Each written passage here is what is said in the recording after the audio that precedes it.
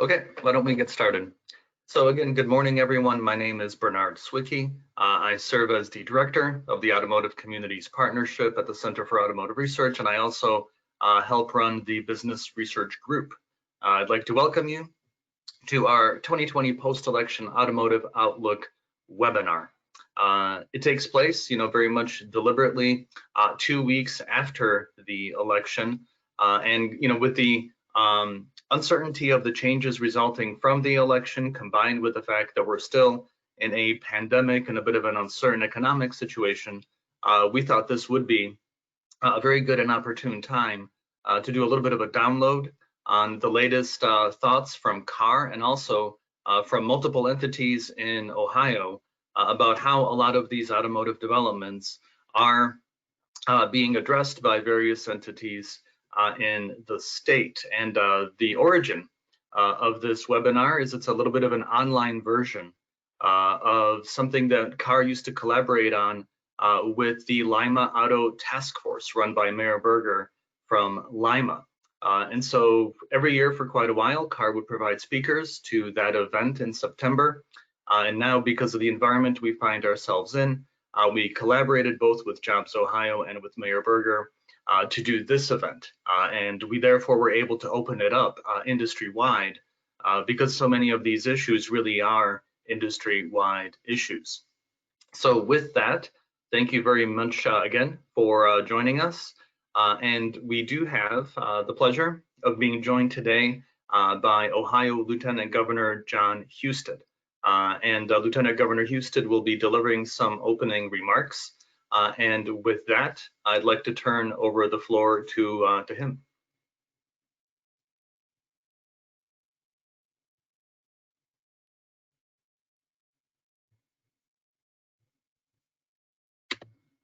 Okay. Yeah, can you hear me? Yes, we can. Great. I had to chuckle at the beginning of your remarks because you said, well, we're in an uncertain election period, a lot of political turmoil. We're in the midst of a pandemic and a global recession. Other than that, everything's great, right? So, but I do feel that because of the great nation that we live in, the talent and resiliency of Americans, that we are, after every election, a time where a new day dawns. Some of us like the outcomes, some of us don't like the outcomes. I think no matter what your political persuasion, there was probably things to like and probably things not to like about it. But we go on. We come together as a nation, and in this case, as our state, and bring the public sector and the private sector together in the name of progress. Progress, in this case, as we're talking about this morning, about the future of the automotive sector and our economy.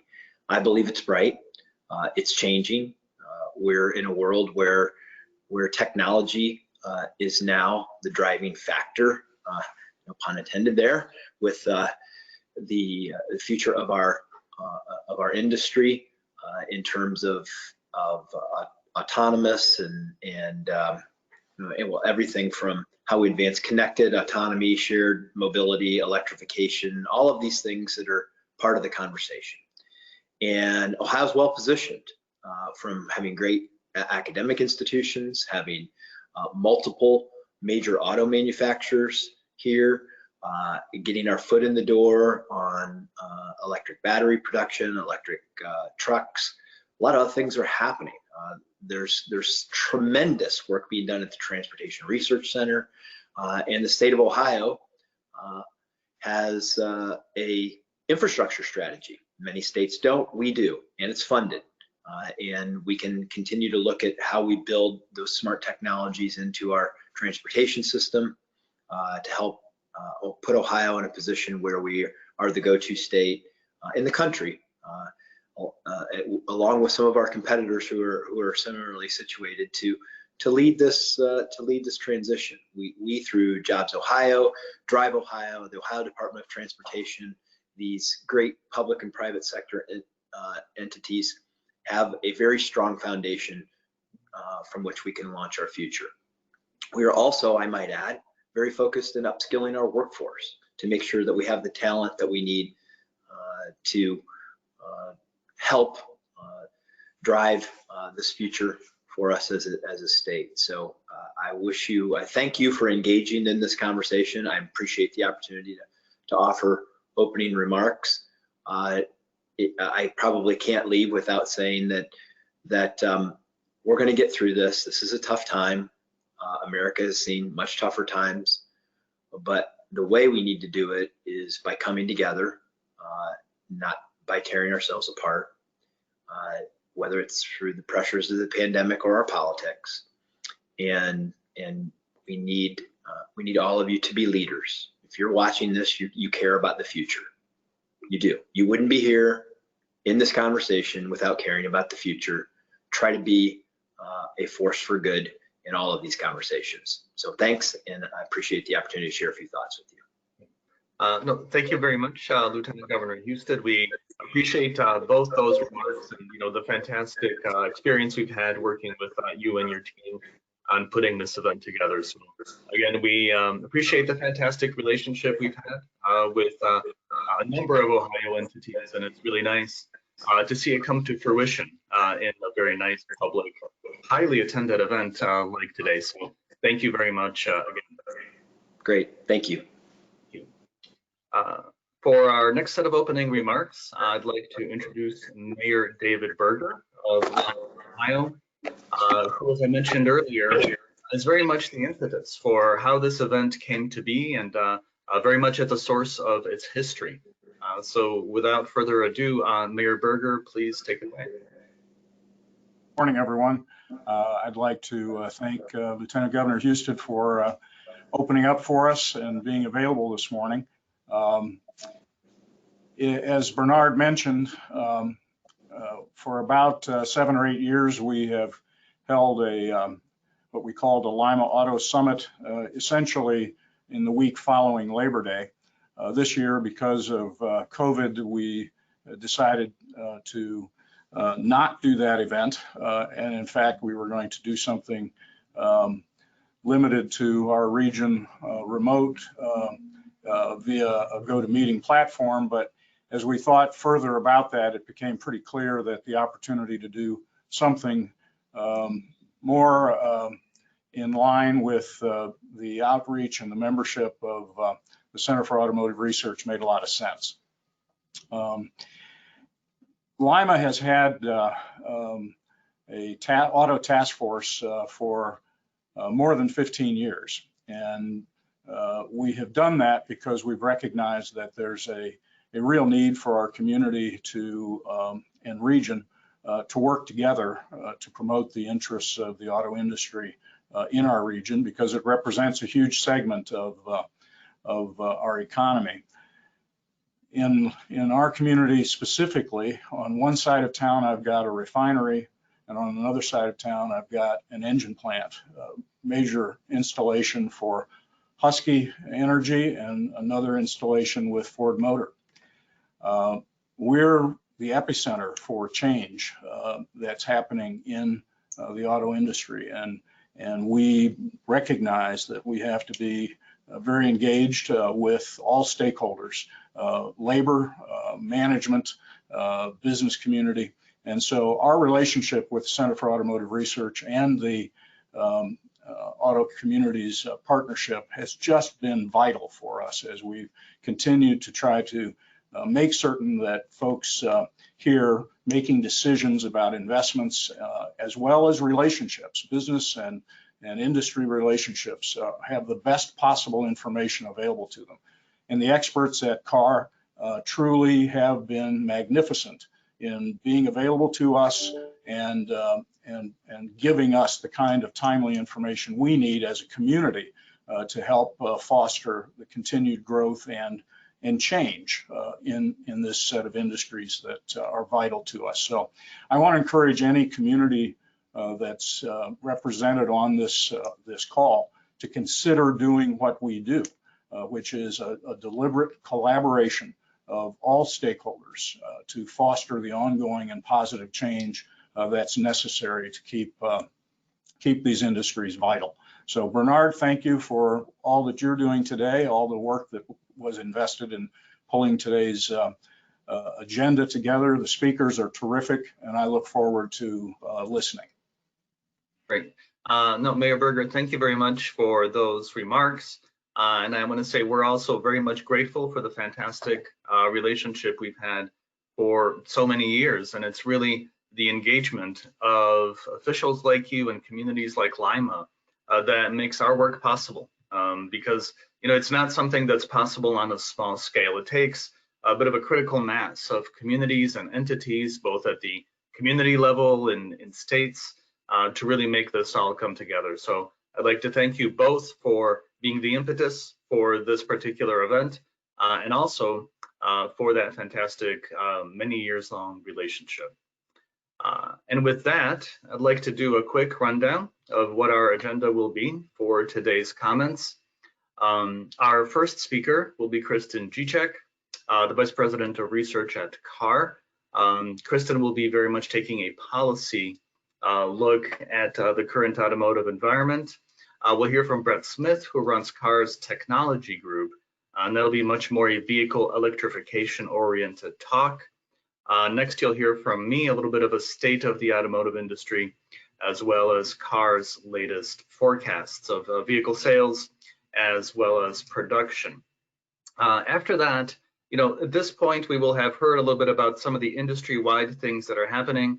And after that, we'll take a look at how different entities in Ohio are actually engaging with the industry to make this come to fruition, right? Because it's coming to fruition through these public-private collaborative relationships around the world, and definitely Ohio being at the heart of that as well.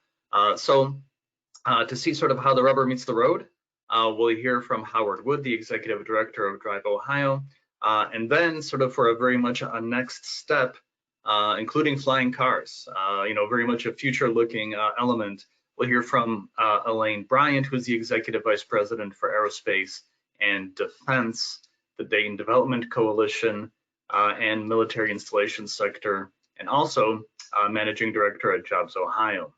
Our final speaker, Christina Klaus, has had an emergency surface unexpectedly that may prevent her from joining today. Should that be the case, because she is our last speaker, we'll just simply conclude the webinar early. But that is hopefully still going to happen, although, you know, it's sort of a little bit out of our hands at this point. And so with that, I'd like to bring up our first speaker, and that would be Kristin Dziczek from the Center for Automotive Research. So Kristin, I'm going to stop sharing my presentation and turn it right over to you. Here we are. So thank you so much for that, Bernard, and the Lieutenant Governor and Mayor Berger. It's I wish we could come down to see you this fall, as we often do, but it's nice to have your support for this event as well. And you know, the Lima Auto Taskforce is a model that we cite often as a way for a community to stay engaged with this industry and to really, you know, support these jobs in their community. So Mayor Berger, thank you so much. Are you guys seeing my screen? I don't see it. We don't. Okay, what happened to it? Sorry. It says people can see my screen, and then it says, oh, you know what, Kristin, there we go. There we go. We've got it. You're good. Okay. Okay, great. So my task today is to talk about the automotive recovery and automotive economic policy as it may be in the next year and beyond. And normally when we're 2 weeks out from an election, we would know who the next president would be. And so we're going to work from the standpoint of former Vice President Biden being the apparent winner, especially since his policies are slightly different than the incumbent president. If it were to continue to be President Trump, you know, the policies regarding the auto industry will not be much changed from the past 4 years. So that's how we're going to approach that. And are you seeing I'm still not seeing my screen. Kristin, we are seeing your screen. Okay, great. Well, I'm not. So let me get rid of these things so that I can see what I'm presenting. There we go. So the recovery so far. looking across the three major areas for the auto industry, China, Europe, and the United States, we put the sales chart overlaid on the 2008-2009 recession. And you can see that, in China, they were virtually unimpacted by the global recession 2008-2009, at least in terms of automotive sales. They've had a very sharp downturn and a sharp return to nearly pre-pandemic sales. Europe has followed the 2008-2009 trajectory fairly closely, and as has the United States, although this time around it looks like we've held up sales quite a bit stronger than we did. And I'm back to where I can't see my screen again. I'm sorry.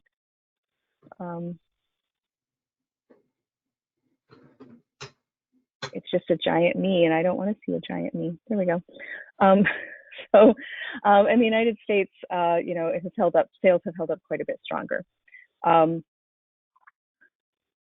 So if we look at China, it's recovered to almost 100%.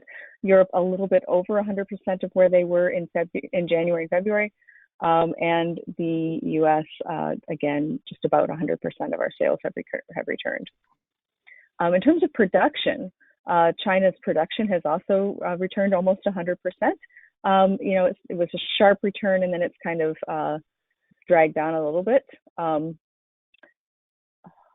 This is not working the way I want it to work. Are you guys seeing the screen big or small now? It's small now. We're out of presentation mode. I'm just trying to see what I'm doing. Okay, sorry.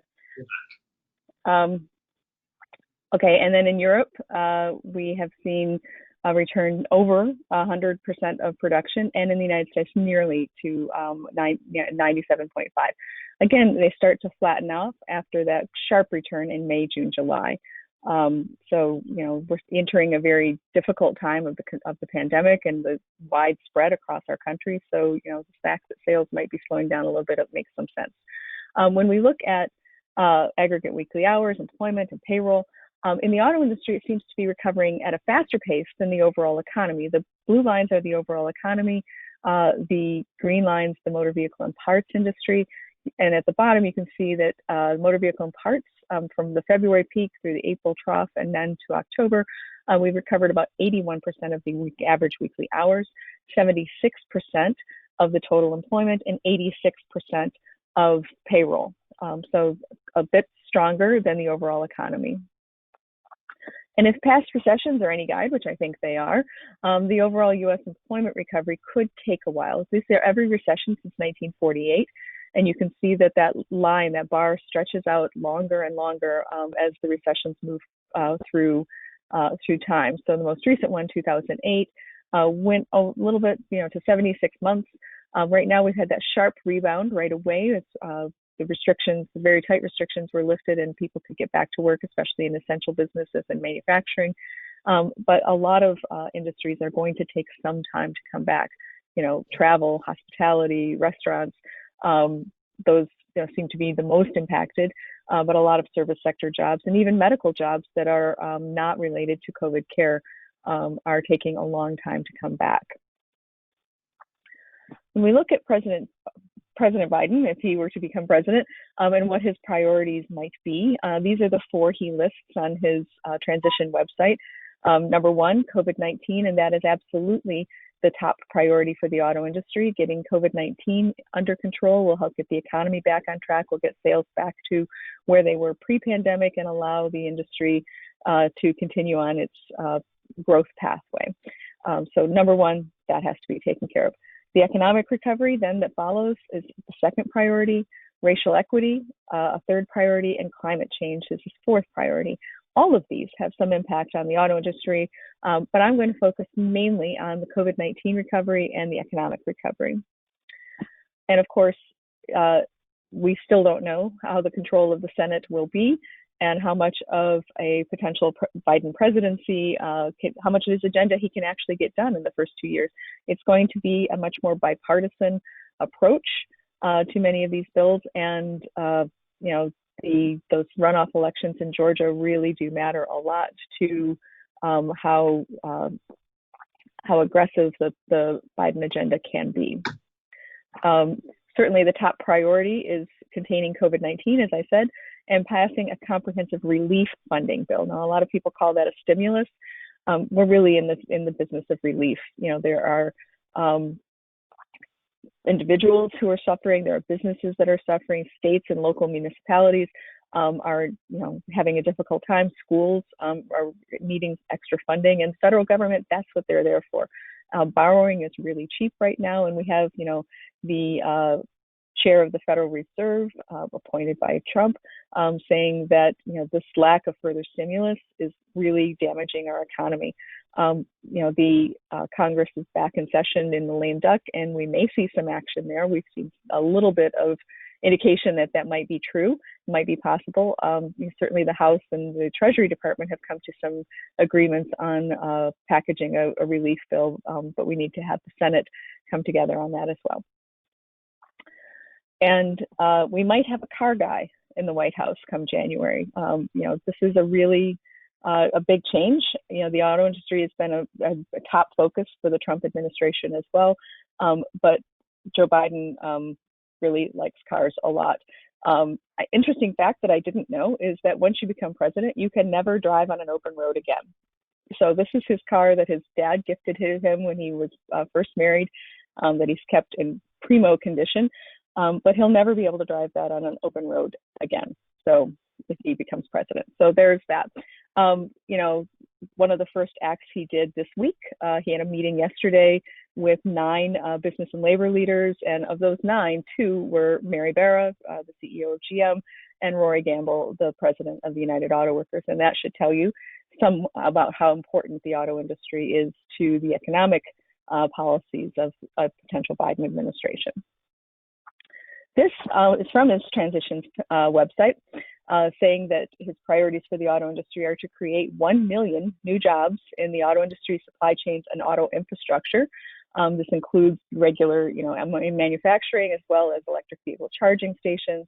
He also mentions that he wants to make sure that these jobs are good jobs and that the workers have a chance to join a union. And that, that joint company union meeting yesterday is another indication of that.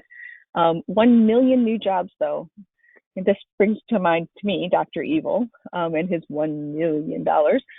It's a really big number, and just to give you some context here, this is motor vehicle and parts employment since 1958. There's two measurement systems, and they're slightly different. So I show you a little bit of the overlap. So before 2005 or so, these numbers are in the standard industrial classification, and after they're in the North American industrial classification. So you can see we're not anywhere near 1 million right now. We're about 750,000. To grow another million would take us right off the chart to 1.75 million. It's a really ambitious goal. He does say that it's motor vehicle and parts and supply chain and charging, and it may include also retail, wholesale and retail of automobiles and a bigger base. If that's true, that's about 3 million jobs right now. So it's still a very ambitious goal to grow that by 1/3. And there's also no time frame contained in that promise. So, take that with a big grain of salt, is what I would say. The core tenets of his automotive policy are accelerating a transition to low carbon future. That really matches the economic recovery with the climate change priority that he has. That involves investing more in education, infrastructure, and clean energy. And there are specific pledges in there for 500,000 new electric charging outlets by the end of 2030. There's currently about 87,000. Federal fleet purchases of US-made EVs. There's been talk of a cash for clunkers program to get older polluting vehicles off the road and accelerate that transition to low carbon transportation, as well as expanding the existing EV tax credits for vehicles made in the United States. And there's a real priority here to make sure those tax credits are accessible to what they call middle class consumers. Right now, the $7,500 is a tax credit, so you don't get it back right away. So they are looking at ways to make that a more affordable approach for EVs. There's a lot of reversing some of Trump's deregulatory actions, and I think Brett Smith's going to talk a little bit about some of that. Things like, pulling out of the challenge to the California Clean Air Act waiver, and changing CAFE and things like that, and also more Made in America policies. There's a $400 billion Buy American program. This is really directing federal spending to American products. He's offered reshoring tax credits in his platform, as well as support for strengthening U.S. supply chains for critical technologies and raw materials. And that includes things like PPE, as well as electrification, sensors, and all the new content that is coming into vehicles.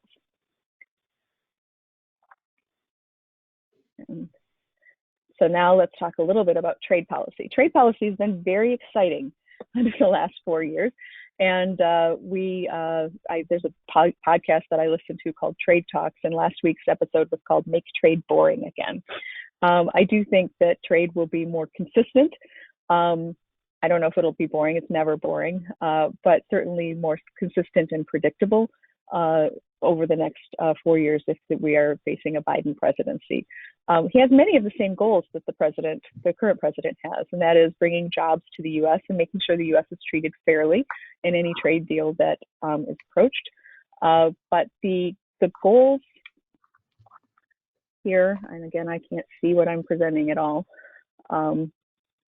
are more U.S. jobs, perhaps greater support for the WTO and the rules-based trading system. The current administration has been blocking appointed judges to the appellate body, which has made the WTO very difficult to adjudicate any trade disputes.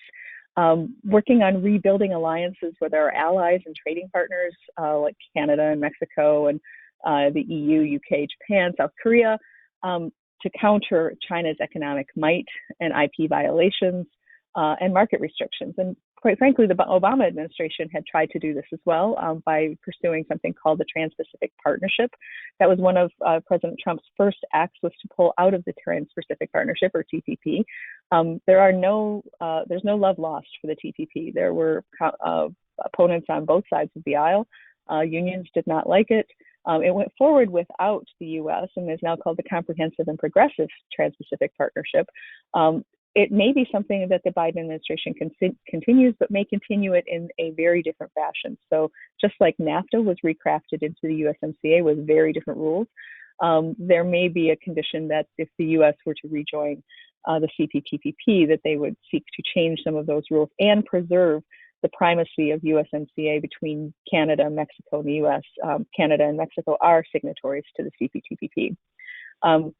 There's some talk about whether Biden will reevaluate the Trump tariffs, either remove them or allow for greater exclusions. And he may, in fact, use some of that trade and tariff power that Trump has pulled off the shelf, these Section 301 and 232 cases, in order to achieve his trade-based goals. So there's that. We are also looking at a reauthorization of something called Trade Promotion Authority in the next 4 years. And that is what allows the administration, the executive branch, to negotiate on behalf of the Congress. Trade policy is actually set by the Congress, and they allocate that to the executive branch for negotiation purposes, and then they have the power of ratification when it comes back. And then finally, strict enforcement of the USMCA, especially those labor provisions that were negotiated by the House, the Democratic House. They are looking to make sure that the labor policies and procedures that were put in place in Mexico in particular are followed. And I expect to see some cases brought fairly early in the next administration to try and test out some of those labor provisions. Right now, I just want to set a baseline. The U.S. cannot currently self-supply the vehicles that we sell to U.S. consumers. When you go through, we made about 10.7 million vehicles in 2019, exported 1.9, imported 8.3, for a total market of about 17.1. Of those imports, you can see that on the right side, this is sales of U.S. produced vehicles. 54% of our sales are made by U.S. built, U.S. produced vehicles. and about 29% of those are from the Detroit 3 plus Tesla. And the international firms make 1 in 4 vehicles sold in the US here in the US. Of our imports, almost half are from Mexico and Canada, and about a little over half of those imports from Canada and Mexico are coming from FCA, Ford, and GM. Our next largest trading partner for vehicles for imports is Japan, then South Korea, Germany, the UK, and every other country on earth makes up that remaining 4%. The US-China trade war, this is categorized by the Peterson Institute on International Economics, and Chad Bown there has been cataloging how much the tariff rate has gone up and what has happened to the balance of trade. So we did see disproportionate tariffs on US vehicles. When we raised tariffs to them, they raised tariffs to us. And right now the US is still at a tariff disadvantage for selling in the Chinese market. And in fact, our US trade deficit has grown over the past 4 years. I'm showing here the world on the darker blue bar on the left, and China on the right. You do see that trade deficits reduce in times when we're in a recession. We just buy less stuff, and that means we buy less stuff from the rest of the world as well. So this year, 2020 through September, is a little bit lower because we're in the middle of a recession as well. In terms of motor vehicle and parts trade, that has also worsened over the past 4 years. On the left is the US versus world motor vehicle and parts balance, vehicles in the dark blue and parts in the lighter blue. When you look at China, though, that has an interesting pattern. We actually have a surplus in vehicles sold to China, and we have a deficit in parts. So our surplus has shrunk as our tariffs have taken effect and made our vehicles less competitive in the Chinese market, as well as producers here in the U.S. localizing their production in China. And that would be things like, the top exporters of vehicles to China were BMW, Daimler, Tesla, and Ford. All of them are producing in China now, and Tesla being, the big headline there of their new factory in China. So that means less exports from the U.S. Of the parts, not all of those are going to automotive manufacturing. If you go to your local auto parts store to buy a new headlight or windshield wipers, or some of the consumables or maintenance and repair parts for your vehicle, a lot of that is made in China or Mexico. And in fact, even the star bit screwdriver to change your headlights are made in China as well. So we think about 3/4 of the balance of parts of trade in parts is stuff that is headed to the aftermarket and for maintenance and repair of vehicles. The consequences of the China tariffs, and this is an interesting chart. These dots each represent a category of parts of automotive or of cars and trucks, and the red dots, and parts in the blue dots. And if you saw more trade from China, it would be on the right side of that center line. Less trade from China to the left. So after we put tariffs in place, we have less trade in a lot of those automotive parts. If you are to the top of the center line, the belt line, that means we're getting more from the rest of the world. Lower on the bottom of half of the belt line means we're getting less from the rest of the world. That top left quadrant, where we're getting less from China, more from the rest of the world, applies a substitution effect. The bottom left quadrant is a little bit less clear. It can either be weaker demand for those particular parts and vehicles, or it could be a substitution to domestic production, and it's really difficult to disentangle. But one effect is that tariffs have gone into place, and we've seen less trade coming from China and more coming from the rest of the world. And we still have many open trade fronts, and many of these were opened up in the last 4 years under the Trump administration, but Canada and Mexico, we're still working on implementing the USMCA with Canada and Mexico, and there are still some tariffs in place on some of the metals that we import from those trading partners, so that's still an open front for us.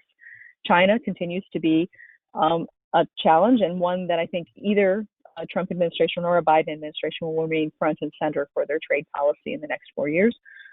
Japan, we started down the road with potentially a Japan deal. There's a sort of a phase 1 deal. It didn't address automotive at all. Automotive is one of the biggest trade components of the U.S.-Japan trading relationship. So and the third largest importer of vehicles to the U.S. So that's still going to be a front that's open there. We were talking about free trade with the EU, free trade with post-Brexit Britain. We did cancel some trade preferences for India and Brazil. And in fact, Kenya, we're negotiating a free trade agreement with Kenya currently. As I mentioned, the WTO and how the U.S. engages with the WTO and may in fact try to make some fundamental changes in the WTO for the price of re-engaging with that organization. And then there's the CPTPP, which I mentioned earlier, about getting back into this multilateral approach to containing China's economic might.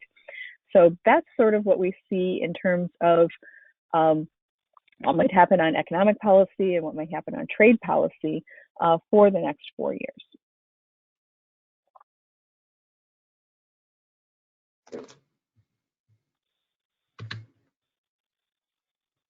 Okay, Kristin, thank you very much. Great job. And I'd like to let our viewers know that there is a chat function that you can use to ask questions. So if you have any questions for any of our speakers, please feel free to use that function at any time. Kristin, we've got one for you here. Could you comment on the impact of the new RCEP? Oh, that's a good one. So the RCEP is a trade alliance, not really a trade agreement, that's being negotiated between China and many of the Asian Pacific nations, including Japan. So it could be a counter to the CPTPP, but there's not a lot of meat on those bones yet. It's really still fairly early. So we don't really know where that's going, but that is, setting up the greater challenge between the U.S. and China. The CPTPP was meant to counter China's economic might. The RCEP is bringing China into a trading relationship with a number of the same signatories to the CPTPP. Okay. Sounds like we might be headed for a multilateral versus multilateral kind of a world here. With many Switzerlands. Yes. Good point. Good point. Okay. All right. At this point, I don't see any additional questions. With that, I just want to say we at CAR, being a nonprofit that's here to serve automotive stakeholders, if you should think of questions that you'd like to throw at us, we're always here. We're quite available to help. All right. With that, I'd like to bring up our next CAR speaker, and that's going to be Brett Smith. Brett serves as the director of CAR's Technology Research Group. He's our guru on all things related to powertrain, electrification, and much more. So with that, Brett, please take it away. And Bernard, am I sharing my screen? You are. We can see you just fine, and the screen. Perfect. Thank you so much, Bernard. Thanks for the opportunity. Good morning, everybody, or good afternoon if there's anyone from overseas. Again, my name is Brett Smith. I'm Director of Technology at the Center for Automotive Research. A big part of the technology world right now is, of course, propulsion. And today I'd like to talk about the policy, the technology, and the vertical integration of propulsion. I think all three are really happening in really fascinating ways and really important ways for this industry. So to step into it, we'd like to just look for a few moments at the market, at the 2020 market. As bizarre as it has been, it's worthwhile to take a look at what electrified. And when we talk about electrified, that is hybrid, plug-in hybrid electric vehicles and battery electric vehicles. So those three different types of vehicles. If you look at it, the market, total market year to date from 2020 is down by 17%. Electrified and pickup are actually down much less. In fact, electrified is down less than any other segment out there. That's a big moment. Electric vehicles, you would think in a recession, in a down market, an expensive vehicle like that might tend to have trouble in the market. What we're seeing now is clearly people believing in this technology, people wanting to buy this technology, at a certain level. But looking all the way down through that list, with electrified doing better than any other segment in the market, is a real landmark moment, I would argue.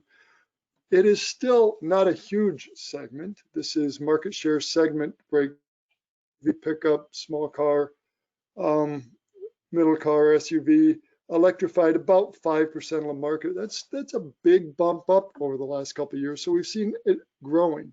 It may not be growing as much as the excitement around it, but as a segment, it is clearly growing and clearly becoming an important part of this market. The trend over the last 20 years is worth looking at. And again, when we look at 2020 year to date, it looks like it's less than 2019. But remember, you're still only getting 10 months here into sales. So you're still doing very well. At 4.9% of the market, you're actually doing better as a percent than last year. In 2017, 2018, we see, I think, a shift. Historically, sales of electrified vehicles have tracked pretty well with fuel or gas prices. 2017, we start to see that shift. We start to see this segment actually becoming something independent of fuel prices, which is another really big step. So I think we're starting to see all of that talk, all of that excitement for the last 20, 25 years about battery electric vehicles starting to come to fruition. This is a fundamental point for this industry. We've talked a year ago, had a lot of discussion about what would happen to electric vehicles during the next recession. We all knew a recession would come at some point in this industry. We had no idea it would be this, but we knew that it was coming. In recessions, car companies usually stop pushing advanced technologies that are long-term stuff because they don't make money near term. This was a different recession because instead of having everybody traditional auto think, we had Tesla. We had other companies that looked at battery electric vehicles as the now. So instead of pushing back or delaying battery electric vehicles, we've seen this industry double down or triple down or even quadruple down in terms of the investment, in terms of the commitment to the market. And it's growing in terms of battery electrics, but it's still a very strong hybrid market. This is the green is the hybrids, the Priuses, and so many of those vehicles. The yellow, the lighter green is plug-in hybrid electric vehicles, just a small percent of the market. Battery electrics, though, over the last 5 years have grown significantly. And if product plans and announcements by the car companies are an indication, it is going to grow phenomenally over the next 5 to 10 years. We have, this is from earlier this year, probably not taking into account some of the activity that's happened, but this was a look going into the future where we would thought by 2025, about 5% of the market would be battery electric by 2025 and 10 or so by 2030. Still fairly reasonable guesstimates. However, opportunity for some real big change in terms of that volume, opportunity for growth in battery electric vehicles. Just wondering when the consumer is going to be ready for them. I want to talk about policy for a few moments and then back to technology. 3 years and 6 months ago, President Trump left the Paris Accord. Now understand the Paris Accord is not a policy. It is not a regulation for the US industry, for the car companies. It is a guideline though. It is what's driving change in policy. But clearly the current president was not a big fan of the Paris Accord and did leave it, which indicated his policy action for the coming 4 years. And Kristin and I and others are trying to figure out what to call presidential candidate, president-elect, presumptive president-elect Biden. At this point, when he made this announcement, he was merely presidential candidate Biden. Curious enough, if you go back to this slide, 3 years and 6 months ago, the president made this commitment. That commitment actually went into effect on November 4th of this year. So the day after the election was the day the US officially pulled out of the Paris Accord, or Paris Agreement. And that day, the then presumptive, I guess, or presidential candidate, presumptive presidential elect, Biden said, we're back in. We're out, we're in, we're out, we're in. Lieutenant Governor Husted, I think, made a really worthwhile point. And as I go through some of this, it's worth thinking about. We need to understand there's balance. And as we go through for the car companies, for all of us making decisions in investment, policy has to be more consistent. To drive that home, this is U.S. fuel economy and GHG regulation since 2007, particularly here picking up in 2012, where the Obama administration announced the standards known as the Obama regulations or the Obama fuel and GHG standards. July 2016, they reviewed them. November, they said, you know, this is, they made their statement saying this is where we're going to stand. And a couple days before the Obama administration left office, they made a final determination on the standards. And of course, it was no change, our standards are right. Within a couple of weeks, actually a month and a half, the new administration, the Trump administration, retracted that final determination, proposed a new one in April, and then in August and October proposed new rules. If you're a car company or your supplier or anyone in product planning in those spaces, this is a huge challenge. The idea of flipping back and forth and back and forth, the pendulum swinging back and forth makes it difficult. So more recently, the Trump administration in September of last year, 2019, announces antitrust investigation into California 4, which of course was the 4 automakers who agreed to work with California. EPA and NHTSA revoked California's waiver to rule on GHG. California, of course, sues. Several automakers support the revocation. Several don't. You start to see something that you never saw before in this industry, where the companies really become diverse in how they speak. Historically, the auto industry has been very lockstep. Whether they certainly all agreed or not, they maybe isn't true, but they absolutely held a fairly common front with policy. It used to be when GM spoke, everyone let them speak. Now there is no leader, and it really shows in the fuel economy. As you go through this list, you see back and forth, automaker support. You see California requires government vehicles to be electrified. You see the EPA and NHTSA will set fuel economy standards.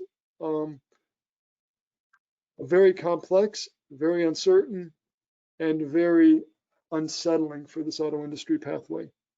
So finally this year, in March, EPA and NHTSA finally set their standards for the Clean Air Act final rule, part 2.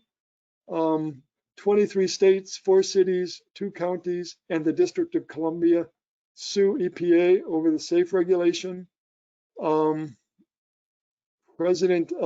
Presumptive President-elect Biden announces plans to rejoin the Paris Accord agreement. But there's this big time frame right here where we don't know if in fact Biden does become president, what happens to fuel economy in early January 2021.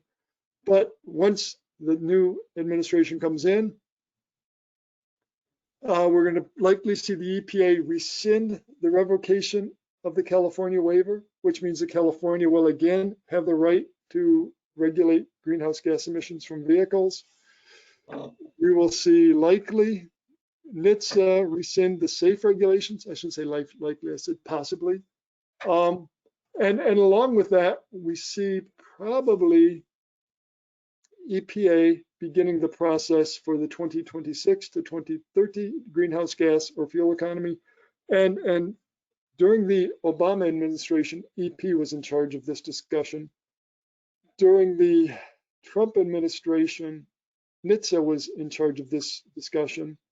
It is likely in the Biden administration, EPA comes back, and all of those folks at the EPA labs in Ann Arbor and other places that were not so involved in the Trump administration become very involved again. Again, I go back to that point of we need to understand that we need balance and consistency in this so companies can plan. Talked very briefly about the California zero emissions vehicles and the greenhouse gas initiatives in California. These are the states that have aligned with California on either the low emissions or on the zero emissions vehicles. It's a good portion of the US market, and it's an important portion. If this group, select members among them, are able again to regulate zero emissions vehicles, it has some big implications for the auto industry. I spoke earlier about the companies and divergent paths. This is a great example. And this was actually Jim Farley tweeting out, Ford is proud to be the only American automaker to stand with California for reduced greenhouse gas emissions. We want to leave a better world to the next generation. Of course, he's not the only US company. Tesla probably supports it pretty strongly, but they weren't there at the party. But it's true, Ford, GM, and FCA have very different perspectives on this discussion. And as we talk about policy, it's important to understand how those different perspectives feed into how a policy is developed. So all of that technology or policy stuff leaves me to wonder, what if, while the politicians were playing their games, technology made the game irrelevant? Over the last 3 to 5 years, we've seen technology advance in electric vehicles, in batteries specifically, but motors and power electronics and other things. Well, not yet have they made policy irrelevant. They're starting to make it look like it might be irrelevant in the not too distant future, or at least that's what the car companies want you to believe. I want to go back, way back in time. Kristin went back to Dr. Evil. I'm going to go back even further. This, of course, is the great family truckster. If you think about that vehicle in the 70s, it was body on frame, it was big, it was metal, it was a whole lot of weight and heavy and steel. At that time, we were going through a transition due to fuel economy to lighter, smaller, unibody cars. And converting from unibody cars to from body on frame cars to unibody construction contributed to a decade or more of poor quality and lost customers and closed plants.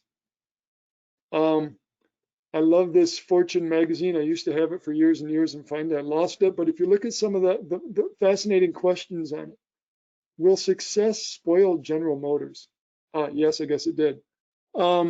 Embattled Kodak enters the electronic age. Boy, there's some big foreshadowing there. But if you look at these cars, they are very different than the family truckster. And that difference in manufacturing opened the door for new competitors, opened the door for a new manufacturing process in the US. And I will argue that maybe we're there again. Now, Bernard probably remembers, he and I were probably about 2 rows behind the camera here, watching this introduction at the Detroit North American International Auto Show almost 20 years ago. But this was the autonomy vehicle by General Motors. It was a concept for 10 or 15 years out. It talked about a skateboard. It talked about using hydrogen and even using electric batteries. And even after a while, even possibly maybe just using a gasoline internal combustion engine in the transition, but reimagining how we manufacture things. And this was, of course, Larry Burns who pushed this idea, waving his hand magically over the skateboard. That skateboard was either crazy or 20 years ahead of its time. Tesla, of course, has been using a skateboard for a while. Now you see more and more companies talking about this idea, building this rolling chassis skateboard that allows for great flexibility of top hats, putting different things on top of it. This is the Rivian skateboard. On top of the Rivian skateboard, you'll see a SUV, a pickup truck, and a Amazon delivery service vehicle. But the question I ask is, do we need different tools, different skills, different processes and strategies to develop and manufacture and assemble EVs? And I think in a lot of cases, the answer is turning out to be yes. Battery electric vehicles will require 40% fewer parts. For us in the automotive industry and watching it, the question is, who will make what? The auto industry, especially the Detroit 3, has gone through decades of outsourcing and shifting the build or buy decision. Now they're doing it in a scope previously unimaginable. How will they define the BEV value chain? This is a question Bernard and I have been asking for several years. In fact, we brought together a group of utilities about 18 months ago, Bernard, I think it was, and tried to get them to think about this fundamental change in the business. We couldn't get them excited and interested, but we think it is now going to be a fundamental realignment of this industry. And how may it happen, this vertical or this integration? Let's look at Tesla as the example. Tesla is clearly owning it. They have batteries. They've had a partnership with Panasonic for years, but it has internal battery development underway. And CATL is building Tesla chemistry in China. Cathodes, they plan to build their own cathode plant in the US with lithium conversion plant next door. Lithium, we've secured the rights to a lithium clay deposit in Nevada. Motors and electrical hardware, they have become renowned for their fabulous work on integrating the motors and the power electronics. Anyone interested, go see Monroe and Associates teardown videos. And manufacturing, they are again renowned for their internal development of processes and machines. And of course, direct to customer sales. Tesla has redefined vertical integration and they've taken it inside. For the car companies that are converting, they start to look at this and wonder. General Motors is certainly following Tesla's lead as much as they can. The Ultium brand batteries, a partnership with LG Chem, and of course the great story in Eastern Ohio. Electric drive motors, we'll come back to that in a moment, but they've taken that and decided that is fundamental, that is core. And they've even become a subcontractor for Honda for BEVs in North America. So becoming a much more integrated process than maybe others. The Ultium drive integration strategy, I think, is worth spending a moment on. GM integrated the power electronics into the drive units assemblies, reducing the mass of the power electronics by 50%. Those are parts that could have been, maybe would have been traditionally done by suppliers. With GM doing it, that changes the supply base fundamentally. The work that the electronics producers and motor producers could have done is not going to be there. Most of the Ultium drive components, including castings, gears, assemblies, will be built with globally sourced parts in existing propulsion facilities on shared flexible assembly lines. This sounds a little bit like Tesla, but more like Volkswagen, who's doing this internally in Germany, in Europe specifically, because of labor contracts. Ford is still figuring it out. The supply chain has ramped up since Elon Musk built his Gigafactory. So there's plenty there that does not warrant us to migrate our capital into owning our own factory. Talking about battery facilities, and this is former CEO Jim Hackett just 4 months ago, saying we don't need to do that. There's no cost advantage. There's the opportunity to buy this stuff from others. And he's right. There is going to be excess supply for a short period of time in batteries as the volumes slowly ramp up. Just a couple days ago, Jim Farley, the fact of the matter is electric vehicles have 40% less parts. That means they're a lot easier to put together. When electrification becomes 25 or 50% of our industry, what are we going to do about the jobs? One of the obvious choices is going into cell production. So just in 4 months, you see Ford looking at this very differently. I suspect that each company is going through this process, and where they end up today, tomorrow, next year is probably not the end point, but it's steps in this evolution. I will close it out with FCA, and FCA importantly is waiting on a friend, just waiting on a friend. Another 80s reference here, I guess. Just yesterday, however, their friend PSA announced that they are no longer investing in internal combustion engines. So clearly the industry has made this transition. I want to close it out with some policy actions or some thoughts. The Paris Accord, we're back in again, but remember the Paris Accord does not directly impact regulatory process for the auto industry. It's the guidelines. California greenhouse gas, the presumptive president-elect will rescind that revocation probably on the day he gets into office. California will be back in business as a GHG monitoring organization for vehicles. Fuel economy. We don't know if fuel economy will alter the SAFE rule. They probably will, or if NHTSA will, they probably will. But we are pretty confident the EPA is going to regain their position. And infrastructure, the presumptive president-elect has said 500,000 charging stations. That is fundamental and important to this industry. If the government is going to push electric vehicles, there has to be an infrastructure for the consumers to accept the electric vehicles. That is, I think, the next great step. There is also a lot of opportunity for incentive for fleets and commercial vehicle electrification. You've seen Ford and others jump into this over the last couple months. The fleets, the delivery service vans, both because of the upswing from the COVID and the very close possibility that an electrified battery electric delivery vehicle can be cost effective now or in the near future, makes it interesting. And finally, wouldn't be an automotive technology presentation without saying we need to continue and even increase investment incentives for the technology, the supply side. And that last question, the one that really starts to come to the forefront now that the other pieces get there is, do the consumers really care?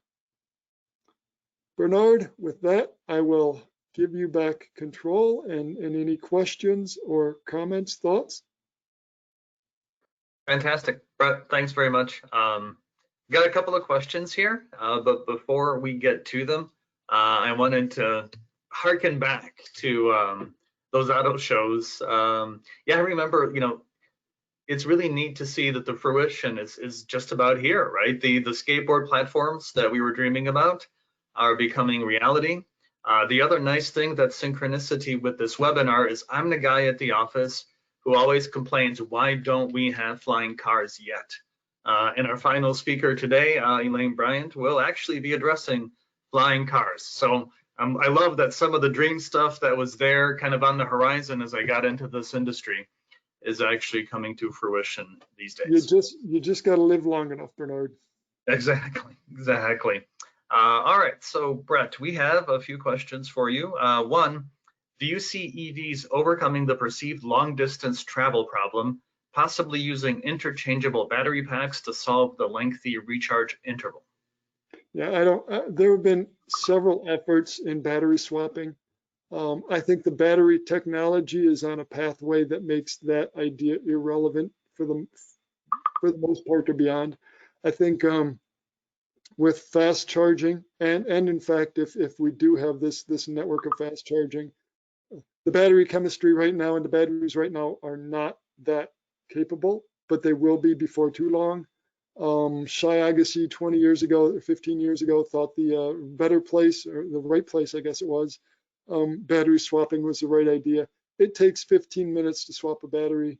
It'll take 15 to 20 minutes to recharge your battery. And it'd be easier to find a battery recharging facility than it would be a battery swap facility. So I just don't think it's going to be a likely direction. Got it. Okay. What opportunities are there for supply side incentives for EV and EV component manufacturing in the US? particularly compared to government incentives in Canada for EVs in Oakville, for example? I can't answer that. I don't have specifics on that. And Kristin, if she's out there, she might be able to talk about some of the incentives, or Bernard, you were involved in that went into Oakville and that, but I don't have a good answer for that. I apologize. No, if they no want to worries. reach back out to me, we can maybe respond a little more completely. You bet, you bet. Brett, how about fuel cells? Can you talk about how fuel cell technology is coming along? By the way, 20 years ago at auto shows, it was just around the corner, as it very much seems to be today. Yeah, fuel cells, they're 6 or 7 or 8 years away, as they have been for 50 years. I think fuel cells in light duty vehicles are probably not a near-term thing, not even a mid-term thing. I do think, though, that fuel cells for long distance trucking are a real opportunity. You know, Toyota has been going down this path for quite a while. They believe it's the right answer. It's hard to imagine a battery that can do long haul trucking in the near future, in the midterm future. There are real possibilities for it, for the fuel cell in that niche. I don't think there's a ton of possibility in the near or midterm for fuel cells in light duty vehicles. Got it. Okay. How about internal combustion engines? Because those are not standing still, right? We may not be investing in new engine programs, but they are continuing to evolve and be better competition for electrified powertrains. Yeah, Bernie, this is a really fascinating part of this discussion. You get some push that internal combustion engines are going to be around for decades. Mary Barra even said, we expect internal combustion engines to be around for decades and decades. Yet you see them not investing in it. You also see this incredible enthusiasm at the car companies. And I go back 15, 20 years ago when I started on the propulsion side of this, more than 20 years ago. I always said there's more money being put into the marketing at the car companies than there is in the research and development for battery electric vehicles. They wanted people to think that it was an exciting thing so they could push back on emissions. I don't see that now. The amount of money that is being committed to the technology in battery electric vehicles is ground shaking. It's earth shattering. It's beyond what I would have thought just 2 or 3 years ago, which to me means that they actually think this is happening. Not just that it's happening from a policy standpoint. They know that in China, they've got to do it for policy. They know in Europe, they've got to do it for policy. But that's different than saying, this is our future. This is what we're going all in, Casino Royale thing, going all in with all our chips and putting it into electric vehicles, which I think, again, back to Bernard, during a downturn like this, to be making this commitment is really, really worth noting. Okay. Thanks very much, Brett. Bernard, of course, they all could be wrong too, but that's... Yeah, that's another thing that experience in this industry teaches you. Okay, let's see. So finally, Brett, for you, one question about, can you discuss the sort of improvement that we've had in experience parity and cost parity between electrified vehicles and conventional ones? Yeah, so cost parity, it's still not there. But if you look at what both GM and Tesla are saying, which is different than reality maybe, but what they're saying, cost parity is getting a lot closer. And as I mentioned, for commercial users, cost parity may be getting really close. The battery technology continues to develop. The work that they're doing on motors and power electronics. And if you want good examples, look at Tesla, look at Sandy Munro's teardowns of the Teslas. Look at what Lucid is talking about for their product. The remarkable engineering that's going into this, the Ultium drive that is making these other components highly efficient, highly compact, and much less expensive. So I think you're seeing that the cost is getting closer. It's not there. the use thing is interesting because the electric vehicle does a lot that a gasoline engine doesn't do. It's smooth, it's remarkably quiet. Most people that drive a battery electric vehicle own one say they don't want to own another gasoline engine because it's better. But most consumers don't see that because of the cost and because of the recharge time or that limit in range. And as those start to close out, the things that a battery electric does become more and more visible as the things they don't do well becomes less and less apparent. And just had a long week-long discussion back and forth on email about this with a cohort about battery size and fast recharging. But the ability to recharge fast makes it less important to have 500 or 600 mile range. And as we get better batteries, better chemistries, that quick recharging and range starts to come together, and you start to see these things happening. Again, I go back to, does the customer really care though? And I think the only way to make them care is to get them into a vehicle for 2 weeks and see if it works for them. And that, I think, going forward for a lot of the mainstream buyers is how they're going to have to get that conversion, because internal combustion engines do a lot of great stuff, and it's real easy, and it's what we're used to. So that conversion, it can't just be, it does everything the same. It does some things better, and it does some things differently. Got it. Okay. Thanks very much, Brett. And we're going to say thank you to you and temporarily kick this back to Kristin because she's volunteered to take on that earlier question that you recommended may be a good fit for her. We knew she would. So with that, Kristin, if you could take on that supply side incentive question, please. Oh, Kristin, you are muted. We don't have your audio. Okay, how about now? We're good. Okay, sorry.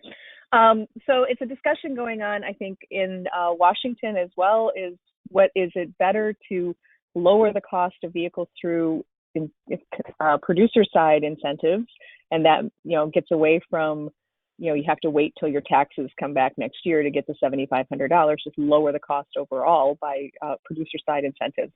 So that's a discussion here in the U.S., but in Canada, the provincial government and the Canadian federal government come to the table to incentivize investments, and came to the table big time this year during the Unifor negotiations. So each of those investments, about 4.7 billion Canadian invested in Canada during this round of negotiations, comes with about a third of the money matched from the provincial and federal government. That's about 4 times their usual incentive for an investment in the province of Ontario. So huge, big deal, made it a lot more attractive for Ford and FCA to put their electrified vehicles there.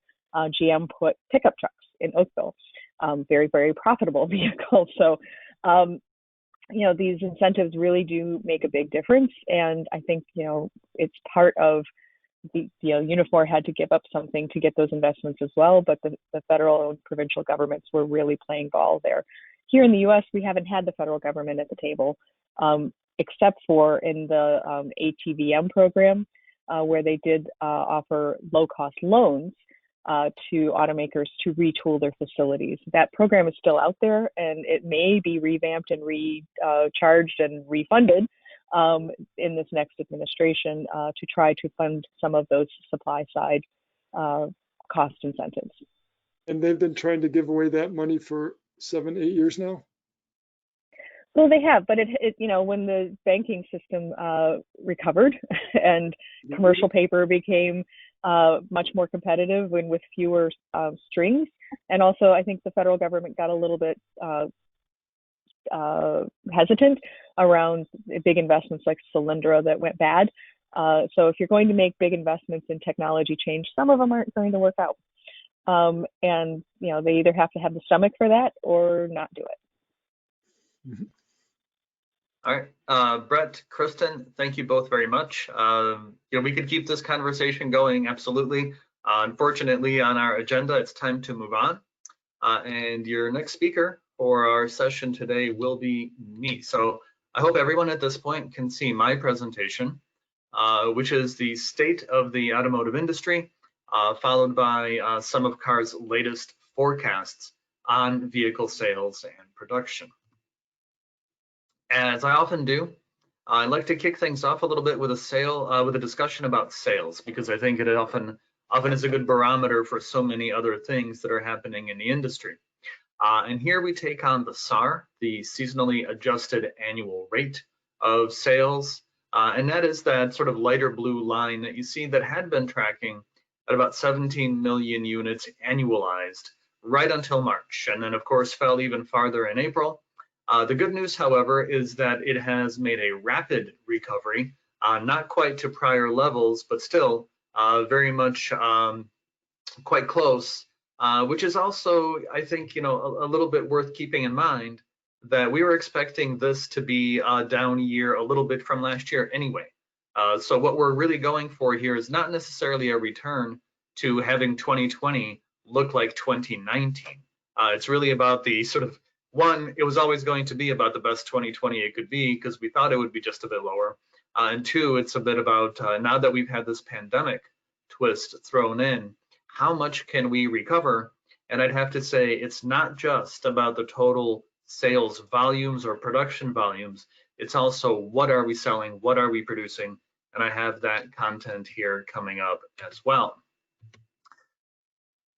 This is a slide that I really like showing. It gives you that sort of month by month look, and in that red color you'll see the 2020 line, which somehow in the transfer of slides here didn't make it into the legend, but where we're really focusing there is that 2020 line. And so what you'll see is that in March we had that substantial dip, and then further sort of really bottoming out there in April with a rapid recovery, and in October we essentially matched the sales levels that we'd had in the last few years. And so, we haven't quite recouped all of the lost sales. You'll see a number attached to that just here coming up. But, right now for me, it's this huge question of how do we finish the year?